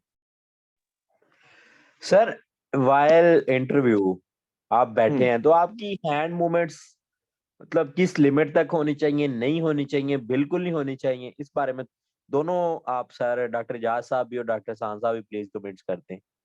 वो एक सॉन्ग सुना है, कजरा रे तेरे काले काले नैना, ऐश्वर्या राय का, बस उस तरह का जैसे वो डांस करती है ना उस तरह की होनी चाहिए, इम्प्रेस होगा ना चेहरा। सर वो देखूंगा दोबारा, फिर आपको गुनाह मिल जाएगा कि आपने मुझे रिकमेंड किया, इसका आंसर कैसे बता रहे। अच्छा चले, अच्छा मैं आपको बताता हूँ, हैंड मूवमेंट्स जो है ना बहुत ज्यादा नहीं करनी होती।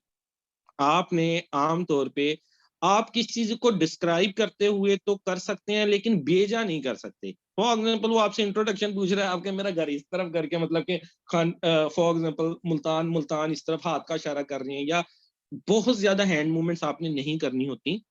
आल्दो कोई क्वेश्चन ऐसा आ गया है, फॉर एग्जांपल स्ट्रक्चर वो पूछ रहा है पोल्ट्री फार्म का, आप थोड़ा सा उसको हैंड को मूव करके अगर कर देते हैं कि इस तरह से स्ट्रक्चर, फॉर एग्जांपल रूफ आप कर रहे हैं, हाथों को हाथ मिला के ऊपर पॉइंट टिप कर देते हैं, लेकिन कोशिश करनी चाहिए, अवॉइड करें आप बहुत ज्यादा हैंड मूवमेंट्स को। इंटरएक्शन करते हुए कुछ आप कर सकते हैं, बट वाइब्रेशंस ना हो हाथ में, कंपैक्ट आपकी तरीके से करें, फिंगर पॉइंट आउट ना कर दें, ठीक है, उनकी तरफ, या ऐसी हैंड मूवमेंट्स ना करें जो आपकी डिसओबीडियंसी या आपके प्राउड के अंदर जाती हो। Limited hand movements are allowed. ठीक है, डॉक्टर एजाज साहब भी मजीद इस पे रोशनी डाल सकते हैं। बिल्कुल जी, मेरा भी यही ओपिनियन है कि हैंड मूवमेंट ना बहुत लिमिटेड होनी चाहिए, बहुत लिमिटेड। जब आप बैठे हैं ना, बैठे, तो मैं तो ये कहता हूँ आपकी टुम्मी से ऊपर ना आपका हैंड मूवमेंट जाए ही ना। वो आपसे पूछे कि रूफ कैसी होती है, आप सर के ऊपर यूं हाथ खड़ा करके बैठ जाए कि ऐसे रूफ होती है। तो ये बनाना भी है तो नीचे बिल्कुल जैसे हाथ बांधा है, हाथ रखे हैं, उधर ही थोड़ा सा जेस्चर्स कर दें, यानी कि आप जस्ट ऊपर अपना हाथ, लेकिन या ये ना करें जेस्चर ऊपर ले जाएं हाथ बिल्कुल और ऐसे ऐसे करने लग जाएं। वहीं थोड़ा सा आप ना इशारे कर सकते हैं कि सर नहीं ऐसे ऐसे मिनिमम करें। हैंड मूवमेंट मेरे ख्याल में कम होनी चाहिए बहुत। मेरा भी ओपिनियन डॉक्टर साहब से मैं एग्री करता हूँ कि हैंड मूवमेंट बहुत कम होनी चाहिए। दूसरा एक चीज मैं डॉक्टर साहब और ऐड करता जाता हूँ, ये डॉक्टर साहब की बात बिल्कुल ठीक है कि इंटरव्यू जो है ना, ये लक पे भी बहुत डिपेंड करता है। लक लक पे मैटर इसी तरह करता है, जिस तरह मैंने आपको बताया, वो मेरा क्लास फेलो था डॉक्टर एजाज साहब, हालांकि उनके सुपरवाइजर थे, वो उसको बहुत ज्यादा सपोर्ट कर, वो इसी चक्कर में था कि वो उसको बहुत ज्यादा सपोर्ट करेंगे और करते भी हैं मोस्टली। एक मेरा वो स्टूडेंट और था, उसका सुपरवाइजर आया, उसने उसको फौरन सेलेक्ट करवाया। उसने बाद में बताया भी कि मेरा सुपरवाइजर ने मुझे बताया है कि मैंने तुम्हें सिलेक्ट करवाया, वो सिलेक्ट हुआ भी। तो इंटरव्यू ना लक बहुत डिपेंड करती है, इसमें इसमें कोई शक नहीं है। इसलिए ये खुदा ना खास्ता अगर कोई बल्कि पहले तो बेस्ट विशेज हैं सबके लिए कि अल्लाह सबको सिलेक्ट करे, वरना खुदा ना खास्ता अगर कोई हो भी जाता है तो इंटरव्यू में लक बहुत मैटर करती है। तीसरा ये कि मैं फिर कह रहा हूँ कि अगर आपकी बॉडी लैंग्वेज और आपका जो वो ड्रेसिंग और वो स्टाइल है ना, उससे जो होता है ना पीपीएससी का चेयरमैन, उसको लाजमी अंदाजा हो जाता है। मैं आपको इसके एक लाइव एग्जांपल देता हूँ। इसमें युवास में आपके स्टूडेंट होंगे, युवास के स्टूडेंट आप में इधर होंगे लाजमी। वहाँ नसीम साहब हैं, वो थ्री में वीसी हैं, हमारे वो चेयरमैन थे तब प्रोडक्शन में। तो वो जब क्लास पढ़ा रहे होते थे ना, अब देखें, वो मैं ब्यूरोक्रेट का सारी बात है, वो उनको भी बंदा जज हो जाता होगा। वो जब क्लास पढ़ा रहे होते थे ना, वो एक बंदे को खड़ा कर लेते होते थे, सवाल जवाब करते, जब उसको 2-3 क्लास नहीं थे। वो कहते थे यार तूने नहीं रहना, तूने तो डॉक्टर वेटरनरी ऑफिसर सेलेक्ट हो जाना था। और वो लिटरली उन्होंने मेरे होते हुए कोई 5-6 बंदे नॉमिनेट किए। मैं आज तक हैरान हूँ कि वो कैसे उनको अंदाजा हो जाता था कि ये बंदा वेटरनरी ऑफिसर सेलेक्ट होगा। हालांकि तब सीटें भी नहीं आई होती थी, तब ये भी नहीं पता होता था कि कब सीटें आनी है कब नहीं, लेकिन वो बंदा उसी टेस्ट में सिलेक्ट हो जाता था। लेकिन उन्होंने आज तक मुझे नॉमिनेट नहीं किया, मुझे वो यही कहते थे कि यार तू कैसे सिलेक्ट हो गया। लेकिन ये है कि वो जिसको उसने उन्होंने नॉमिनेट किया ना, मतलब ये कहा है कि ये बंदा डॉक्टर साहब यार तूने तो डॉक्टर साहब, इस बात पे तो हम भी आज तक हैरान हैं कि आप कैसे सिलेक्ट हुए हैं। सही बात है। इसलिए मैं कह रहा हूँ कि उनका ना तजर्बा बहुत होता है। वो मैंने आपको नसीम साहब की एग्जांपल दी, और वो आप किसी से भी पूछ लेना ये बात, वो जिसको कह देते हैं ना, और वो बंदा क्यों, क्योंकि उनको इतना एक्सपीरियंस हो गया है, वो बात करने से उनको अंदाजा हो जाता है कि यार वाकई इस बंदे में पोटेंशियल है और इसने सिलेक्ट हो जा, वो बंदा हो जाता है जब भी सीट आती है। और बहुत से लोगों को, उन्होंने 5-6 बंदे मेरे सामने थे जिनको कहा और सीटें आई और वो बंदे उसी बैच में सिलेक्ट हो गए और वो चले भी गए छोड़ के एमफिल। तो उनका इतना एक्सपीरियंस होता है वो आपके स्टाइल से, इसलिए आपका जो इम्प्रेशन है ना, फर्स्ट ड्रेसिंग और आपका जो कॉन्फिडेंस है वो बहुत मैटर करता है पीपीएससी के मुकाबले, जो पीपीएससी का चेयरमैन है उसके लिए। जी डॉक्टर साहब। जी, डॉक्टर साहब से मेरे बड़े अच्छे दोस्त हैं, तो हम बड़े अच्छा हंसी मजाक करते रहते हैं, और काफी टैलेंटेड हैं ये, ऑपरेट वगैरह और ना बड़े मामला करते हैं। इवन के डॉक्टर साहब जो हैं वो ये सिजेरियन सेक्शन भी कर लेते हैं, डॉक्टर एजाजुल हक साहब। तो बाकी इनसे हंसी मजाक चलता रहता है। अच्छा, एक चीज मैं ड्रेसिंग के हवाले से डॉक्टर साहब जैसे फोकस कर रहे हैं, तो आपको कुछ चीजें इसमें मैं बता दूं। ड्रेसिंग के अंदर एक तो आपकी जो शर्ट होनी चाहिए उसका कलर लाइट होना चाहिए। कोशिश करें लाइट ब्लू ही पहन लें। आप बिल्कुल, मैंने भी इंटरनेट यही पे सर्च पहनी थी करेंगे, डॉक्टर। जी इंटरनेट पे भी आप सर्च करेंगे तो आपको जो ड्रेसिंग का वो कलर बताएगा ना, लाइट ब्लू बताएगा। इंटरव्यू का प्रोटोकॉल होता है हर चीज की, देखें। फिर आप एक जज को उसकी वर्दी देख के पहचानते हैं ना, दो बंदे आपके सामने खड़े हैं, एक ने पुलिस की वर्दी पहनी हुई, आप पहचान जाएंगे ये पुलिस वाला है अगर वो बोले बगैर अगर आपने जज करना है। एक ने पहना हुआ है जी, जज ने पहनी हुई है अपना ड्रेसिंग अपनी पहनी हुई है, आप पहचान जाते हैं ये जज की ड्रेसिंग वाला बंदा है। आर्मी का बंदा है तो आप कहेंगे ये आर्मी का बंदा है। तो ड्रेसिंग के हिसाब से आपकी अच्छी होती है ना आउटलुक, तो वो डेफिनेटली इस चीज से बाकी सब पे गुड इंप्रेशन जाता है। तो उसमें लाइट कलर का आपने पहनना है। दूसरे नंबर पे जो बूट्स हैं, आपने बूट का जो कलर है ना, कोशिश करें कि ब्लैक रखें, और बहुत ज्यादा कोई चमकते भड़कीले जैसे हम शादियों पे पहन के जाते हैं या उस पे डिजाइन बने हो वैसे ना पहने। ड्रेस वाले पहने आप बूट, ब्लैक कलर के पहने, और ब्लैक कलर के अगर आपने बूट पहने हैं तो आपकी बेल्ट भी ब्लैक होनी चाहिए, ठीक है। टाई लगा लें, ज्यादा बेहतर है। जो है जैसे आजकल सर्दियों का मौसम है, एक अच्छा आपका रह जाएगा। और जो लोग शलवार कमीज पहनते हैं, कोई मसला नहीं है शलवार कमीज पहनने में, बट शलवार कमीज के ऊपर वेस्ट कोट पहनना होता है आपने, या कोट। जैसे आजकल सर्दियां हैं तो उस पर कोट पहनेंगे आप। अब ये नहीं करें आपके वो हाफ बाजुओं वाली जर्सी पहन जाए, उसके ऊपर स्वेटर पहन जाए, और उसके ऊपर आपने वो जैसे एक मौलवी हजरात ने आमतौर पर गले पे वो रखा होता है सफेद कपड़ा, वो लटकाया हो। दैट इज कंसीडर्ड एज के इंटरेस्टेड नहीं है। चलें वो बाद में आप पहन लें, आप इंटरव्यू जिस चीज के लिए गए हैं उधर एक प्रॉपर गेटअप है ना आपका, आप शलवार कमीज पहने कोई मसला नहीं है, उसके ऊपर आप वेस्ट कोट या कोट पहन लें, ठीक है। तो इस तरह की चीजें आपकी जो है वो मैटर करती हैं। सेकेंडली जो है ये कुछ ड्रेसिंग के हवाले से हो गया। सिंपल रखें, लाइट कलर पहने ड्रेसिंग के अंदर।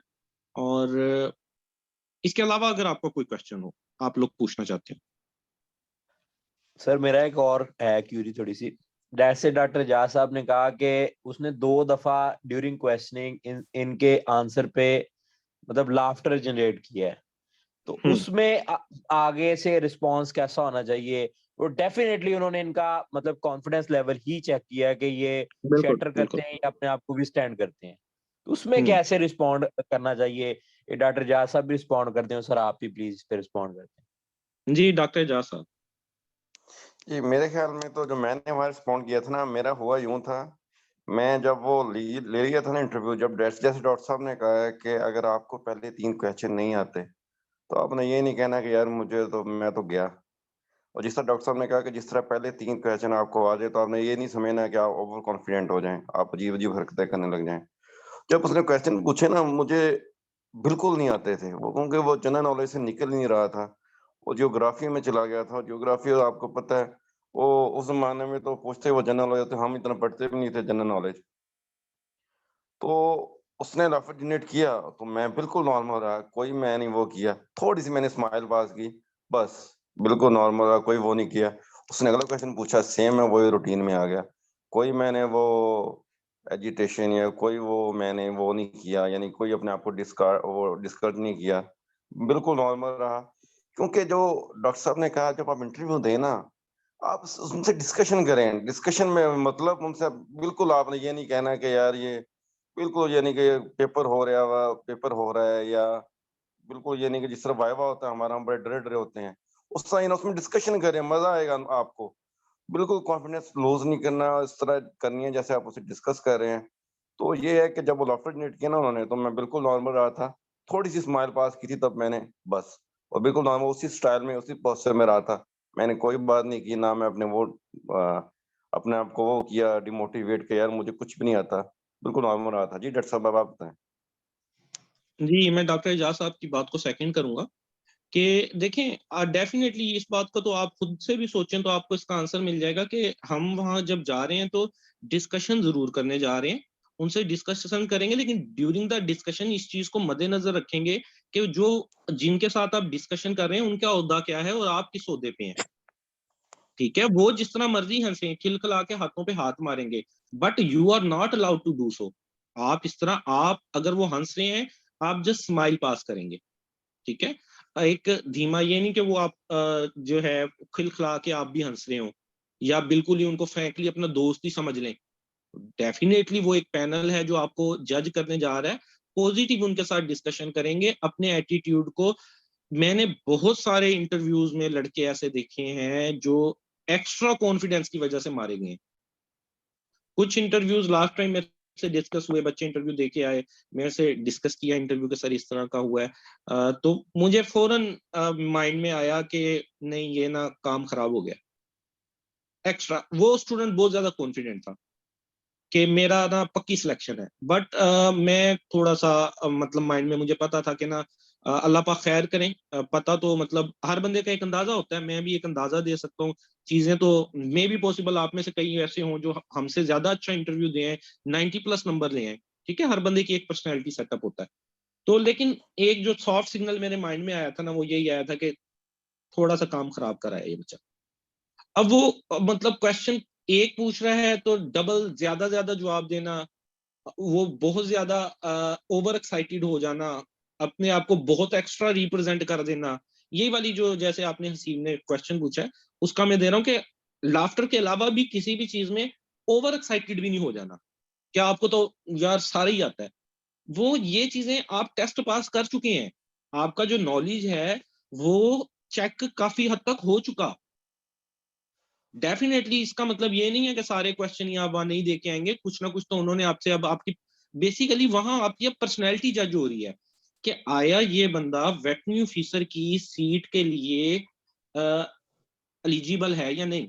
लास्ट टाइम मैंने एमओडी का टेस्ट दिया था और मैं जो है रिटर्न क्लियर किया, डिस्क्रिप्टिव क्लियर किया, मेरा जो है वो साइकोलॉजिकल क्लियर हुआ और टिल फाइनल इंटरव्यू गया था। बट आखिर में फिर वो मार्क्स का भी एक क्राइटेरिया बनता है ना, समटाइम पास तो आप होते हैं लेकिन उन्होंने सिर्फ 10 लोग सिलेक्ट करने थे, मैं 12वें नंबर पे था, 2 का फर्क से मतलब रह गया। तो और भी चीजें उन्होंने देखनी होती हैं। तो सबसे पहले जो बात उनके मेजर थे, एक उन्होंने आके हमें हमसे की, उन्होंने ये बात की थी कि आप यहाँ सारे आए, ये बात आप लोगों के लिए भी है। तब 2 स्टेजेस क्लियर करके गए थे हम, 200 का पहले एक था, फिर 2 पेपर थे आप लोगों के लिए भी। आपने 60 मेरिट था इस दफा, डॉक्टर जासा इस दफा मेरिट 60 पे रुका है जाके, बहुत ठीक है, ज्यादा मेरिट था। काफी हाई। आपको पता है डीवीएम का मेरिट क्या मतलब 45 50 55 तक चला जाता होता था, 60। मैक्सिमम। और सीटें अच्छी थी इस दफा, 53 सीटें थी, 38 जिसमें से ओपन मेरिट थी, तो 60 बड़ा अच्छा खासा जो है वो जी मेरिट जी, है। तो आप क्योंकि लोग पीपीएससी बड़े मुश्किल टफ पेपर बनाता है। अब पीपीएससी के तो पेपर ही बहुत टफ होते हैं, बहुत टफ होते हैं, तो उसकी वजह से मेरिट बहुत नीचे गिर जाता है। और वही बात आप लोग इस बात को जानते हैं कि मेन चीज पेपर की टैकलिंग ज्यादा थी नॉलेज से भी आपकी। आप लोगों ने पेपर को टैकल अच्छे से किया, कई लोग होंगे जिनका नॉलेज आपसे ज्यादा था, वो पेपर को टैकल नहीं कर पाए। इंटरव्यू में भी सेम होता है, इंटरव्यू की टैकलिंग टेक्निक भी ज्यादा इंपॉर्टेंट है इस चीज की निस्बत कि आपका नॉलेज कितना है। आप रातों को उठा उठा के बुक्स पढ़ी जा रहे हैं, चक्रा भारती वो पढ़ी है, मर्क मैनुअल वो पढ़ के मारा हुआ है, पैरास्ट्रोलॉजी की बुक वो पढ़ी है, लेकिन इंटरव्यू को आपने टैकल नहीं किया, तो फिर पीछे फायदा कोई नहीं। अच्छा, तो जो चीज मैं आपको बताने जा रहा था, मेजर साहब ने सबसे पहले जो हम वहां सिलेक्टेड आए हुए थे 3:1 की रेशियो से गालबन बुलाए थे, उनसे ये बात की थी कि देखें आप सब जो हैं एक स्टेज क्लियर करके आ गए, आपका नॉलेज चेक हो चुका है, अब मजीद आप लोगों की हमने पर्सनैलिटी असेसमेंट कुछ करनी है, और कुछ मतलब हमने और हमारी रिक्वायरमेंट, फॉर एग्जांपल उन्होंने कहा कि हमारा एक क्राइटेरिया है कि हमें इस तरह के बंदे चाहिए, उनका माइंड इस तरह से प्रोसेस करता हो, चीजों को ऐसे लेते हो, चीजों की डिस्कशन ऐसे करते हो, इंटरप्रेट, वो कहते हैं वो चीजें आप मास्क भी नहीं कर सकते हमारे से, हम जितने एक्सपीरियंस यहाँ पे लोग बैठे हैं। लेकिन अगर आप में से कोई बंदा रह जाए तो वो ये ना समझ ले अपनी जिंदगी को फेलियर कि मैं नहीं कर सकता, या जो सिलेक्ट हो जाए वो समझ जाए कि मैं ही हर चीज हूँ। यहाँ हम उन बंदों को पिक करेंगे, आप में से वो 10 बंदे पिक होंगे जो हमें चाहिए, हमारी जो रिक्वायरमेंट्स होंगी।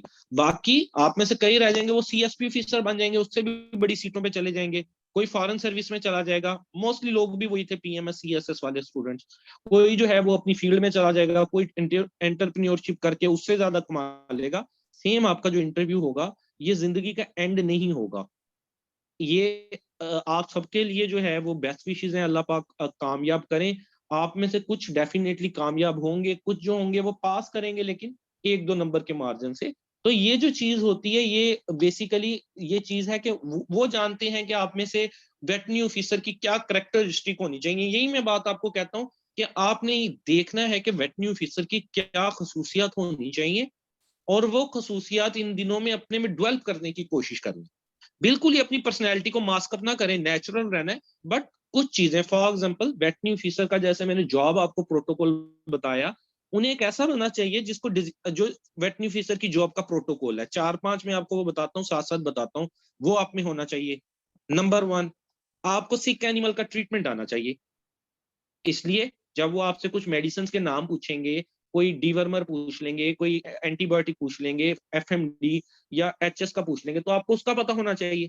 सेकंड थिंग, आपको वैक्सीनेशन आपकी जॉब ड्यूटीज में शामिल है, वैक्सीनेशन आपने करवानी है, तो आपको वैक्सीन कैसे वर्क करती है, वैक्सीनेशन के शेड्यूल क्या होते हैं, उसका पता होना चाहिए। तीसरी बात, एक्सटेंशन सर्विसेज, आप लोग हेल्थ के हैं, आपकी एक्सटेंशन सर्विसेज हैं, आपकी कम्युनिकेशन स्किल्स अच्छी होनी चाहिए, ठीक है, इंटरेक्शन जो आप उससे करते हैं वो बेहतर होना चाहिए। फोर्थ थिंग जो हर जॉब के लिए लाजमी होती है, हायर अप्स के साथ कोऑर्डिनेशन करना, हर जॉब की डिस्क्रिप्शन में ये शामिल है, हायर अप्स के ऑर्डर मानना। आपकी एक ऐसी पर्सनैलिटी होनी चाहिए जो अगले की बात को भी एक्सेप्ट करे, ये नहीं कि आप ही आल इन आल हैं, आपको चेयरमैन से भी ज्यादा पता है, बाकी मेंबर से भी ज्यादा पता है, नो। अब अगला पॉइंट इसका बिल्कुल रेसिप्रोकल है, आपको अंदर ये एटीट्यूड भी होना चाहिए कि छोटा स्टाफ तो नहीं, हम कहेंगे सपोर्टिंग स्टाफ जो हमारा है उससे काम कैसे लेना है। दोनों पॉइंट एक दूसरे के रेसिप्रोकल हैं। एक पॉइंट ये है कि आपको बड़े का अदब करना आना चाहिए। आप जॉब पे लगने के बाद यही ना वो समझ लें कि हम इसको सिलेक्ट कर लें, उनके जेन में इंप्रेशन जाइए तो डिपार्टमेंट को नथ डाल देगा। उन्हें एक मीडियोकर पर्सनैलिटी चाहिए जो हायर अप से अच्छा इंटरेक्शन कर सके, और उसमें ये क्वालिटीज भी हों कि जो लोअर स्टाफ है, फॉर एग्जांपल आपको वेटरनरी असिस्टेंट मिलेगा, एआईटी टेक्नीशियन या जो भी पीएन वगैरह 2-3 लोग जितने भी होंगे, अमला मिलेगा, उन लोगों से आपने काम भी लेना है, आपकी थोड़ी कमांडिंग भी होनी चाहिए, ठीक है। ये कुछ करेक्ट, एक 17 ग्रेड का ऑफिसर है, गवर्नमेंट ऑफ पाकिस्तान का हिस्सा बनने जा रहा है, तो उसके अंदर ये पैरामीटर्स होने चाहिए। तो ये पैरामीटर जो हैं इनको आप इंप्रूव कर लें, अपने ट्रीटमेंट्स का आपको पता हो, वैक्सीनेशन शेड्यूल्स का आपको पता हो, कम्युनिकेशन आपकी जो है वो पॉजिटिव हो, इंटरेक्शन, ठीक है। उसके बाद जो है आप लोग जो है ओबीडियंट भी हो और कोई काम लेना भी जानते हो। अब ये 6-7 क्वालिटीज का एक सेट है जो वेटरनरी ऑफिसर में होना चाहिए। डेफिनेटली हर बंदे में सारी क्वालिटीज नहीं होती, नो वन इज परफेक्ट। आप अगर इस वक्त सुन रहे होंगे मुझे कि सर ने ये बात भी कह दी है हमारी, लेकिन कम्युनिकेशन में कुछ एरर है, बाकी सारी चीजें कुछ ठीक है, 3 से 4 क्वालिटीज ही होनी चाहिए, सारी क्वालिटीज पे कोई भी पूरा नहीं उतरता। इनमें इस सेट में से कोई सी 3-4 क्वालिटीज हर बंदे में हो, उसको थोड़ा सा बेहतर कर लें, शार्पन कर लें, और अल्लाह का नाम लेके जो है इंटरव्यू देने जाएं। बाकी जो है ये किस्मत और नसीब के ऊपर भी डिपेंड करता है। किस्मत और नसीब को जो मैं मानता हूँ, मेरा ख्याल से किस्मत और नसीब क्या है, अल्लाह पाक का फजल। कुछ लोगों पे अल्लाह पाक का फजल होता है, ठीक है। वो अल्लाह पाक का फजल जो है आपको कैसे मिल सकता है, दुआ के जरिए, अपनी पेरेंट्स की दुआ के जरिए, दूसरों के साथ पॉजिटिव एटीट्यूड रख के, ठीक है। वो ऐसे ही मिल सकता है इस चीज से, जो अल्लाह का फजल है वो उसको हासिल करने का तरीका ये है। और दूसरा जो वर्क है उसको हासिल करने का तरीका प्रैक्टिस है, चीजों को प्रैक्टिस करें और जो है वो आगे जो है जाएं। तो काफी मेरा ख्याल है हो गया। कोई आखिरी 1-2 क्वेश्चन, जस्ट आखिरी 1-2 क्वेश्चन में अगर आप में कुछ सर, पूछना चाहते हो उसको एड्रेस करेंगे बस। एक क्वेश्चन मैंने आपसे किया था जो कल वाले सेशन से रिलेटेड था, तो नेट का मसला था तो मैं लेट ज्वाइन किया था। वो इंशाल्लाह बायोसेफ्टी, वो हम इंशाल्लाह जो है ना उसको प्रॉपरली डिस्कस करेंगे, डीवर्मिंग को भी, वैक्सीनेशन को भी, बायोसिक्योरिटी, बायोसेफ्टी, इन चीजों को इंशाल्लाह मंडे के सेशन में डिस्कस करेंगे, उसके अलावा कोई। ठीक। सर जी मेरा एक क्वेश्चन ये है कि रेबीज में फोटोफोबिया और ये हाइड्रोफोबिया होता है, ये क्यों कहते हैं इसको? इसके पीछे क्या रीजन है, वो काइंडली उसको एक्सप्लेन करना है।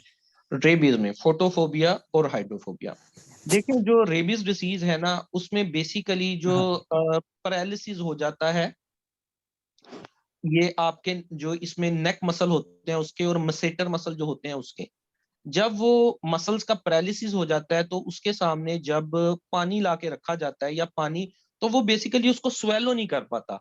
वो पानी से डरता इसलिए है कि वो 1-2 दफा जब उसके ऊपर ये अटैक हो गया और जब वो स्टेज पे आ गया कि उसका पैरालिसिस हो गया है नेक मसल्स का, तो वो पानी, उसको पता है कि मैं पानी पीऊंगा तो ये लंग्स में जाना है या तकलीफ देता है।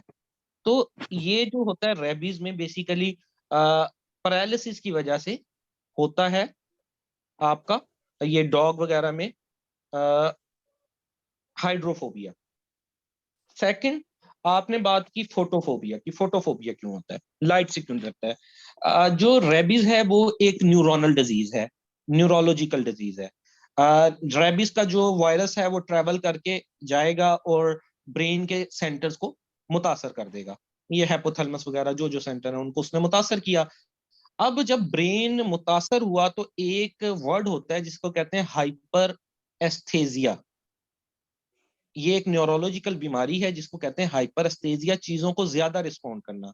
तो जब ये न्यूरोलॉजिकल प्रॉब्लम आता है तो जब लाइट वगैरह पड़ती है जो एनिमल है तो वो उससे डरता है, स्टिमुलस से डर जाना, ठीक है। तो वो इस वजह से होता है क्योंकि ये दोनों हैं तो neurological. Simply one line answer, one is due to the paralysis of the neck muscles and second one is due to the degeneration of the brain tissue. जी, और कोई क्वेश्चन किसी का?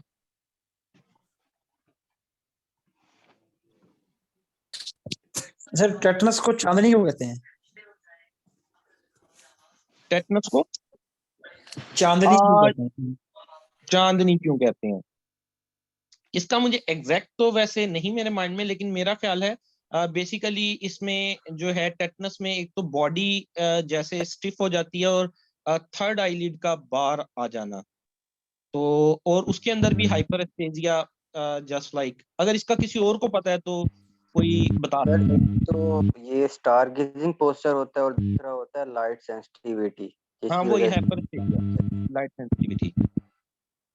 ये डॉक्टर साहब एग्जैक्ट मेन आपको issue पता यही है होता है, इसको चांदनी इसलिए कहते हैं। कौन बात कर रहे हैं? एक बंदा बात करे प्लीज। इसको पता है इस टाइम ये वही होता है, तो उसमें उसको ना मसल स्पाज्म होते हैं, उसको झटके लगना शुरू हो जाते हैं, सीजर्स वाली कंडीशन आ जाती है। टेटनस में मसल ज्यादा स्टिफ होना शुरू हो जाते हैं, इसलिए इसको चांदनी कहते हैं। इसमें इसका ट्रीटमेंट भी ये होता है, जब इसको हम ट्रीट करते हैं ना टेटनस को, तो जानवर को हमेशा अंधेरे में रखा जाता है जहाँ लाइट ना हो। तो इसको चांदनी इसलिए कहते हैं, चांदनी जब लाइट में लेके आते हैं ना तो ये जरा सीजर्स इसको आने लग जाते हैं, इसको झटके खाने लग जाता है, मसल ज्यादा स्टिफ होने लग जाता है। गुड गुड हो गया डॉक्टर साहब। सर वो कौन सी एक मेडिसिन है जिसे सारा क्लिनिक चला सकते हैं? ये ग्रुप के अंदर भी पहले डिस्कस हुआ, MgSO4 मैग्नीशियम सल्फेट इसका आंसर होता है। और मैग्नीशियम सल्फेट इसका आंसर इसलिए होता है कि जो मैग्नीशियम सल्फेट है उसकी डिफरेंट कंसंट्रेशंस डिफरेंट बीमारियों में यूज होती हैं। फॉर एग्जांपल मैग्नीशियम सल्फेट को आप as a purgative and laxative भी यूज कर सकते हैं इन कॉन्स्टिपेशन। अगर एनिमल का जो है यूरिन रुका हुआ है उसके अंदर भी इसको यूज किया जाता है, खला के भी और यूरिनेशन वाले एरिया में लगा के भी ये इरिटेंट का काम करता है। और मैंने खुद भी करके देखा हुआ है, एनिमल यूरिनेट कर देता है अगर बहुत ज्यादा उसको ऑब्स्ट्रक्शन वगैरह नहीं है। ये एज ए एंटीसेप्टिक भी यूज होता है। इसके अलावा एनिमल को यूथेनाइज करने के लिए भी यूज होता है। ओवरडोज के अंदर अगर एनिमल को इंट्रावेनस दिया जाए तो एनिमल यूथेनाइज भी इससे किया जा सकता है। तो ये कुछ रीजंस हैं जिसकी वजह से कि एक मेडिसिन से आप अस्पताल कैसे चलाएंगे, उसमें आंसर MgSO4 आप देते हैं और 3 से 4 क्वालिटीज आप बयान कर देते हैं कि इन वजूहात की वजह से MgSO4 को कहा जाता है कि आप इससे हॉस्पिटल रन कर सकते हैं। सर कुछ लोग KMNO4 का भी बोलते हैं। KMNO4 थोड़ा सा अगर आप इसको एक्सप्लेन करना चाहेंगे वो क्यों बोलते हैं? मतलब मुझे पता है बाकी KMNO4 में ये है कि एंटीसेप्टिक एज ए कार्टराइजर भी यूज होता है, इवन के डायरिया को रोकने के लिए भी यूज होता है। 2-3 ये भी रीजंस हैं। तो इसके अलावा स्लाइड कंसंट्रेशन में वीकर कंसंट्रेशन में ओरल भी आप यूज करवा सकते हो गार्गलिंग के लिए, फॉर पॉइजनिंग, फॉर डायरिया, इन चीजों में भी यूज होता है। डॉक्टर साहब वैसे जो मेरा है ना, ये मैं दोनों चीजों को वो करता हूँ, लेकिन मेरे ख्याल में जो KMNO4 है ना, डिफरेंट ओपिनियंस है। कुछ लोग कहते हैं मैक्सेल्फ ज्यादा अच्छा है, कुछ कहते हैं पोटेशियम परमैंगनेट। जो प्रैक्टिकली अगर आप अप्रोच देखें ना तो दोनों के बराबर है, लेकिन अक्सर जो वाइडली रिगार्डेड कहते हैं ना, कुछ यही कहते हैं जो आपकी बात जैसे आपने कहा मैग्नीशियम सल्फेट है, वो जैसे ये स्टूडेंट ने कहा कि पोटाशियम परमैंगनेट है, लेकिन पोटाशियम परमैंगनेट भी KMnO4 में ना प्रैक्टिकली ये बहुत यूज होती है, इसके वही बहुत कुछ ज्यादा बेनिफिट्स हैं। कुछ लोग ऑक्सी टेट्रासाइक्लिन को भी कहते हैं, मतलब इसमें डिवाइडेड राय पाई जाती है, इसमें ये डिफरेंट ऑक्सी भी ऐसे ओपिनियन ही पाया है, सही जाता है। बात है। ऐसी चीजों में जो जो डिवाइडेड राय पाई जाती है, मेनली चीज आपने जो चीज करनी है, अपनी बात को डिफेंड करना है जस्ट वहां पे। हाँ, अपनी बात को आप डिफेंड करना होता है, सही कह रहे हैं आप। बात मेन चीज ये है कि अगर आपने एक लफ्ज ले दिया है, वहां पे एक बात कह दी है, डिफेंड करना है, बट ब्लंडर नहीं मारना। फॉर एग्जाम्पल आप चाहे MgSO4 कह देते हैं, KMnO4 कह देते हैं, दोनों केसेस में हमने उसकी 4 से 5 चीजें बता दी।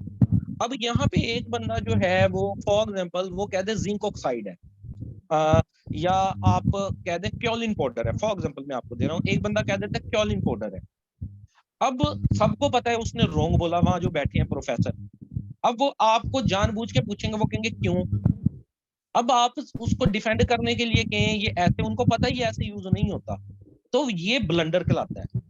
लेकिन जहां पे आपने करीबी करीबी बात की है और उसको आप डिफेंड कर रहे हैं विद प्रॉपर लॉजिक, तो वो आपकी पॉजिटिव मानी जाती है। और अगर ऐसी चीज में आपका जो है वो थोड़ा बहुत मार्जिन हो ना, तो वो जो चेयरमैन बैठा है या मेंबर बैठा है, वो खुद भी आपको बता देता है, करेक्ट कर देता है कि गुड आपने ठीक बताया, लेकिन इसको ऐसे कर लें। फॉर एग्जांपल आप MgSO4 का बताते हैं, वो कहता है नहीं जी KMnO4 है।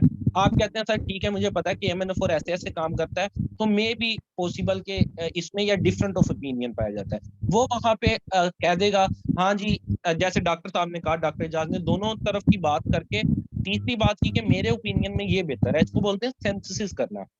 वो सिंथेसिस कर देगा, आखिरी राय निकाल देगा कि ये। जब वो आखिरी राय निकाल देगा, आप कहेंगे ठीक है sir, thank you so much for telling me that, for adding information in my knowledge. ऐसी चीजों को आप ऐसे हैंडल कर लेते हैं।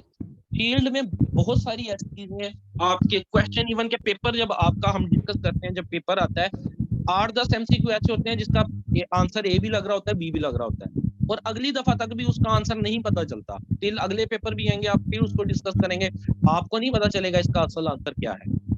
तो कुछ क्वेश्चंस ऐसे होते हैं, उनको फिर आपने जो है एक पॉजिटिव अप्रोच के साथ डिफेंड करना होता है, मेजर बात ये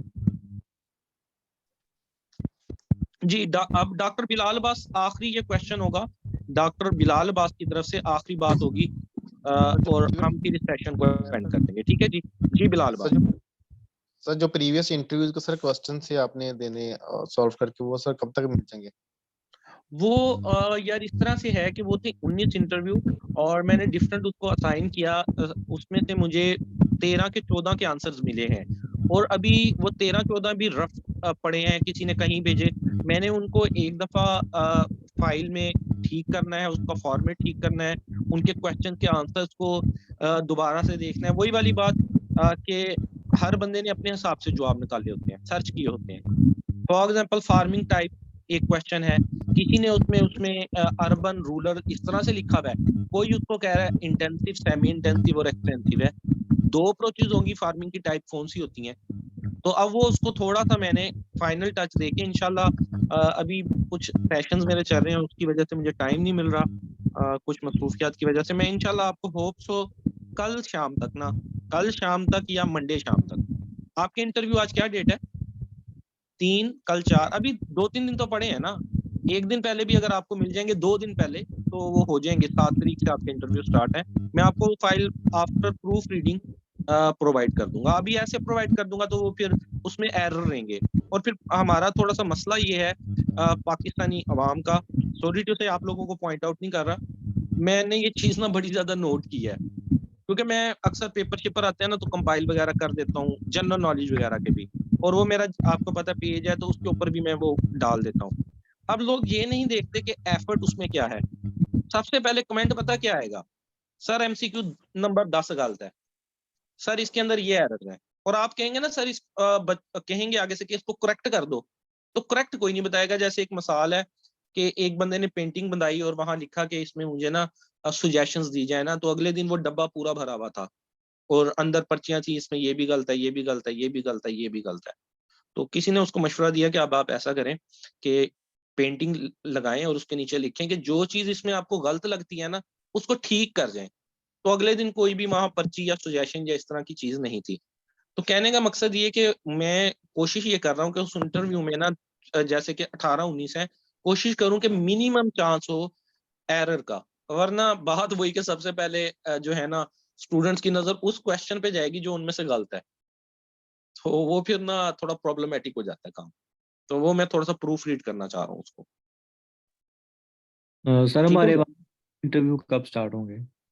आपके सर जो मॉक इंटरव्यू आपने लेने हैं हमारे 101। मॉक इंटरव्यू ऐसा आप करें कि जिसका जब भी आप में से इंटरव्यू है वो 2 दिन पहले मुझे मैसेज कर दे इनबॉक्स में और मुझे वो बता दे कि सर मैं मॉक इंटरव्यू देना चाहता हूँ। फॉर एग्जांपल नदीम खालिद आपका 7 तारीख को इंटरव्यू है, आप मुझे जी 5 को सर। बता दें। मुझे ज़ाहिर बात है कुछ अपनी भी मसरूफियात, जॉब है, कुछ मेरे मतलब आपको पता है जनरल नॉलेज के ये बैचेस हैं, कुछ फैमिली की भी मसरूफियात होती हैं, कुछ अपनी स्टडीज, तो वो मैं कोई टाइम 2 दिन पहले अगर मुझे बता देंगे तो मैं आपको टाइम बता दूंगा कि इस टाइम मुझे कॉल कर लें, या मैं खुद आपको उस टाइम पे कॉल करके 15-20 मिनट का एक इंटरव्यू आपसे ले लूंगा 101। उसमें मैं बता दूंगा कि मुझे जो मेरी राय में लग रहा है कि यहाँ पे आप इन चीज़ों को ऐड कर लें, बोलने की स्पीड को इस तरह कर लें, या फलां फलां जो मुझे लगेगा मामला कर लें। बाकी करनी तो आप लोगों ने अपनी मर्जी है इंटरव्यू में, ऐसी है ना? नहीं सर, हम आपकी करते हैं। चलिए ठीक है। Sir, नहीं anyone करना from अपनी other than Lahore who received interview call, please अगर किसी ने की है तो बता दे ग्रुप में। हसीब जो आप पूछ रहे हैं कि आप में से किसी को लाहौर पैनल के अलावा जिनके लाहौर इंटरव्यू हैं, किसी को कॉल आई हो इंटरव्यू की? Thank you so much sir. नहीं आई और आएगी भी नहीं। ये पहले 7, 8, 9 और उसके बाद भी फिर ये अगले 2-3 दिन का आगे चलाएंगे। लाहौर, फिर मेरा ख्याल है पिंडी, फिर मुल्तान, इस तरह से। और जिसका इंटरव्यू होगा वो ये ना समझिए कि रह जाएगा, उन्होंने आपसे इंटरव्यू लेना ही लेना है। और आखिरी दिनों में आपको ये लग रहा होगा कि जो है ना थोड़ा सा प्रेशराइज हो जाते हैं कि इंटरव्यू ना दें, ये सोच भी आ जाती है समटाइम, लेकिन उन्होंने ये आपसे इंटरव्यू लेना एक ही लेना। इंटरव्यू पैनल होता है जो सबके इंटरव्यू लेता है? अब रवायत ये है, पहले डिफरेंट होती थी। पहले ये होता था इंटरव्यू पैनल चेंज होते थे, मुल्तान अलहदा बैठ जाता था, लाहौर अलहदा, पिंडी अलहदा, और 3-3, 4-4 जगह इंटरव्यू लेके काम मुका देते थे। वो आसान तरीका था। लेकिन इसमें जो है ना नंबरिंग का फर्क आ जाता है, कोई चेयरमैन अच्छे नंबर देता है, कोई नहीं अच्छे देता। तो उसका हल निकालने के लिए अभी भी इसको फुली ठीक नहीं किया। होना तो ये चाहिए, जो मेरा ओपिनियन है, कि बाकी मेंबर भी सेम होने चाहिए, ताकि एक जैसे। अब किसी का हाथ अच्छा होता है नंबर देने में, किसी का हाथ भी। और हम ये देखेंगे भी, आप देखेंगे कि लड़के या ज्यादा फैसलाबाद के सिलेक्ट हुए होंगे, ज्यादा लाहौर के या मुल्तान, लेकिन वो चीज हम पहले डिसाइड नहीं कर सकते ना। तो अब ये करते हैं कि चेयरमैन एक रखते हैं। आपका जो मेन चेयरमैन होता है वो एक होता है, और जो मेंबर होते हैं, लाहौर जब हो रहा होगा तो जो 3 मेंबर उसके साथ होंगे वो सेम होंगे। अगर उनमें से किसी दिन किसी की तबीयत खराब है तो एक आधा मेंबर चेंज हो सकता है। फिर वो चेयरमैन मूव करेगा अगले सिटी में, और उसके साथ वहां फैसलाबाद जाता है तो फैसलाबाद के 3 टीचर हो जाएंगे। वहां रिलेटेड कोई जो है यूनिवर्सिटी के 2 बंदे हो जाएंगे, और एक बंदा कोई वो डिस्ट्रिक्ट लाइफ स्टॉक ऑफिसर या डायरेक्टर वगैरह या रिटायर्ड पर्सन बुला लेंगे लाइफ स्टॉक का। इस तरह से वो पैनल को कॉन्स्टिट्यूट कर देते हैं। इस चीज का ना सोचें कि क्या पैनल, ये चीजें हमारे हाथ में नहीं है, आप लोगों के हाथ में नहीं है, तो इसके बारे में ज्यादा सोच के क्या फायदा। सर एचएस और बीक्यू में से किस डिजीज में एंटीशीरा यूज नहीं होता? ये मेरे जहन में आया है अभी, और इसका आइडिया भी नहीं है कि कौन सी डिजीज में ये यूज नहीं करते, लेकिन एक में यूज नहीं करते। वो कौन सी होगी, आपको आइडिया या किसी भी मेंबर को? एचएस और बीक्यू बीक्यू, नहीं करते एक में। मेरा ख्याल इसमें और वैसे एग्जैक्ट नहीं, एक में अगर रफली एस्टिमेट अपना दूं, कुछ होती हैं बंदा एजुकेशनल गैस दे देता है। बीक्यू हो सकता है, उसमें स्पोर्स होते हैं, तो इस तरह के कुछ मामला हो सकते हैं। कोई और जिसको एग्जैक्ट पता हो इसका? सर क्वेश्चन की समझ नहीं आई। क्वेश्चन ये पोज हुआ है, और ये लास्ट क्वेश्चन है, अब वाकई लास्ट क्वेश्चन है। देखिए 10:40 हो गए, काफी टाइम एक्सीड हो गया है। स्टूडेंट ने क्वेश्चन ये किया है कि क्वेश्चन ये पूछा जाता है कि 2 बीमारियां हैं, एक है एचएस और दूसरी है बीक्यू, ब्लैक वाटर। इन दोनों में से कौन सी ऐसी डिजीज है जिसमें एंटी सीरा नहीं यूज करेंगे? किसी को इसका एग्जैक्ट आंसर पता हो? मेरे हिसाब से सॉफ्ट सिग्नल ये है कि बीक्यू में नहीं यूज करेंगे क्योंकि कोलोस्ट्रीडियल डिजीज है, स्पोर फार्मिंग है, तो उसमें नहीं हो सकता। बाकी ये एक ऐसे रफली एस्टिमेट है, अगर किसी को एग्जैक्ट आंसर पता है आप में से तो बता सकता है। स्पोर का एंटी सीरम से क्या ताल्लुक होगा? ये बस वही मैंने कहा ना, लॉजिक देने वाली बात है। आगे वो अगला माने ना माने, वो कहे नहीं तो कह देंगे सॉरी, अगर वो कहेगा ठीक है तो कह देंगे बल्ले बल्ले हो जाएगी, आपका ठीक हो जाएगा। इस बात पे फिर सॉरी बनेगा कि स्पोर का उससे क्या ताल्लुक है, आप कहेंगे सॉरी सर।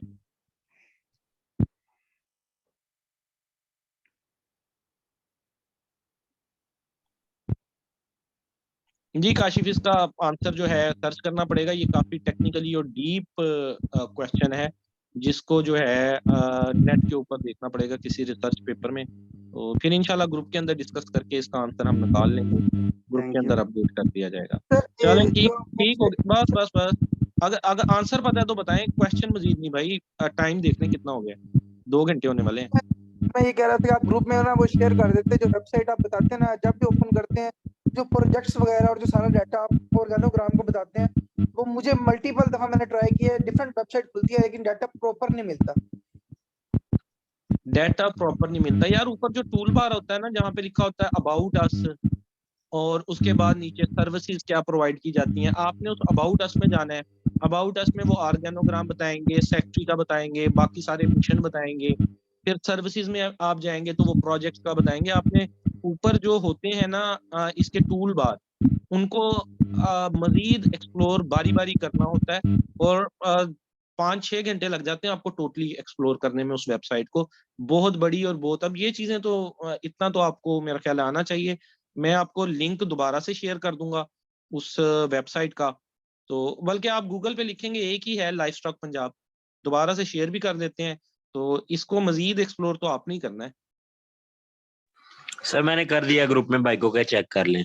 हाँ, आप चेक कर लें और उसकी थोड़ी एक्सप्लोरिंग आप देख लें। अबाउट अस में, सर्विसेज में, प्रोजेक्ट्स में, एम्प्लॉयज मैनेजमेंट में, डिफरेंट में जाके, और वो तो बहुत एक्सटेंसिव है। उसमें तो हेल्थ का फिर अलहदा, वीआरआई में जाएंगे, उसके ऑर्गेनोग्राम, वीआरआई की फंक्शनिंग, वैक्सीनें कैसे बनती हैं, एंटी सीरा कैसे बनते हैं, उनके कौन कौन से प्रोजेक्ट हैं, ब्रीड इंप्रूवमेंट में चले जाएंगे तो उनके प्रोजेक्ट्स, और बहुत लंबा चौड़ा काम। आप कोशिश करेंगे हेल्थ सेक्टर के एक्सटेंशन वर्किंग और थोड़ा बहुत आप वैक्सीन के बारे में देख लेंगे और डीवर्मिंग के बारे में।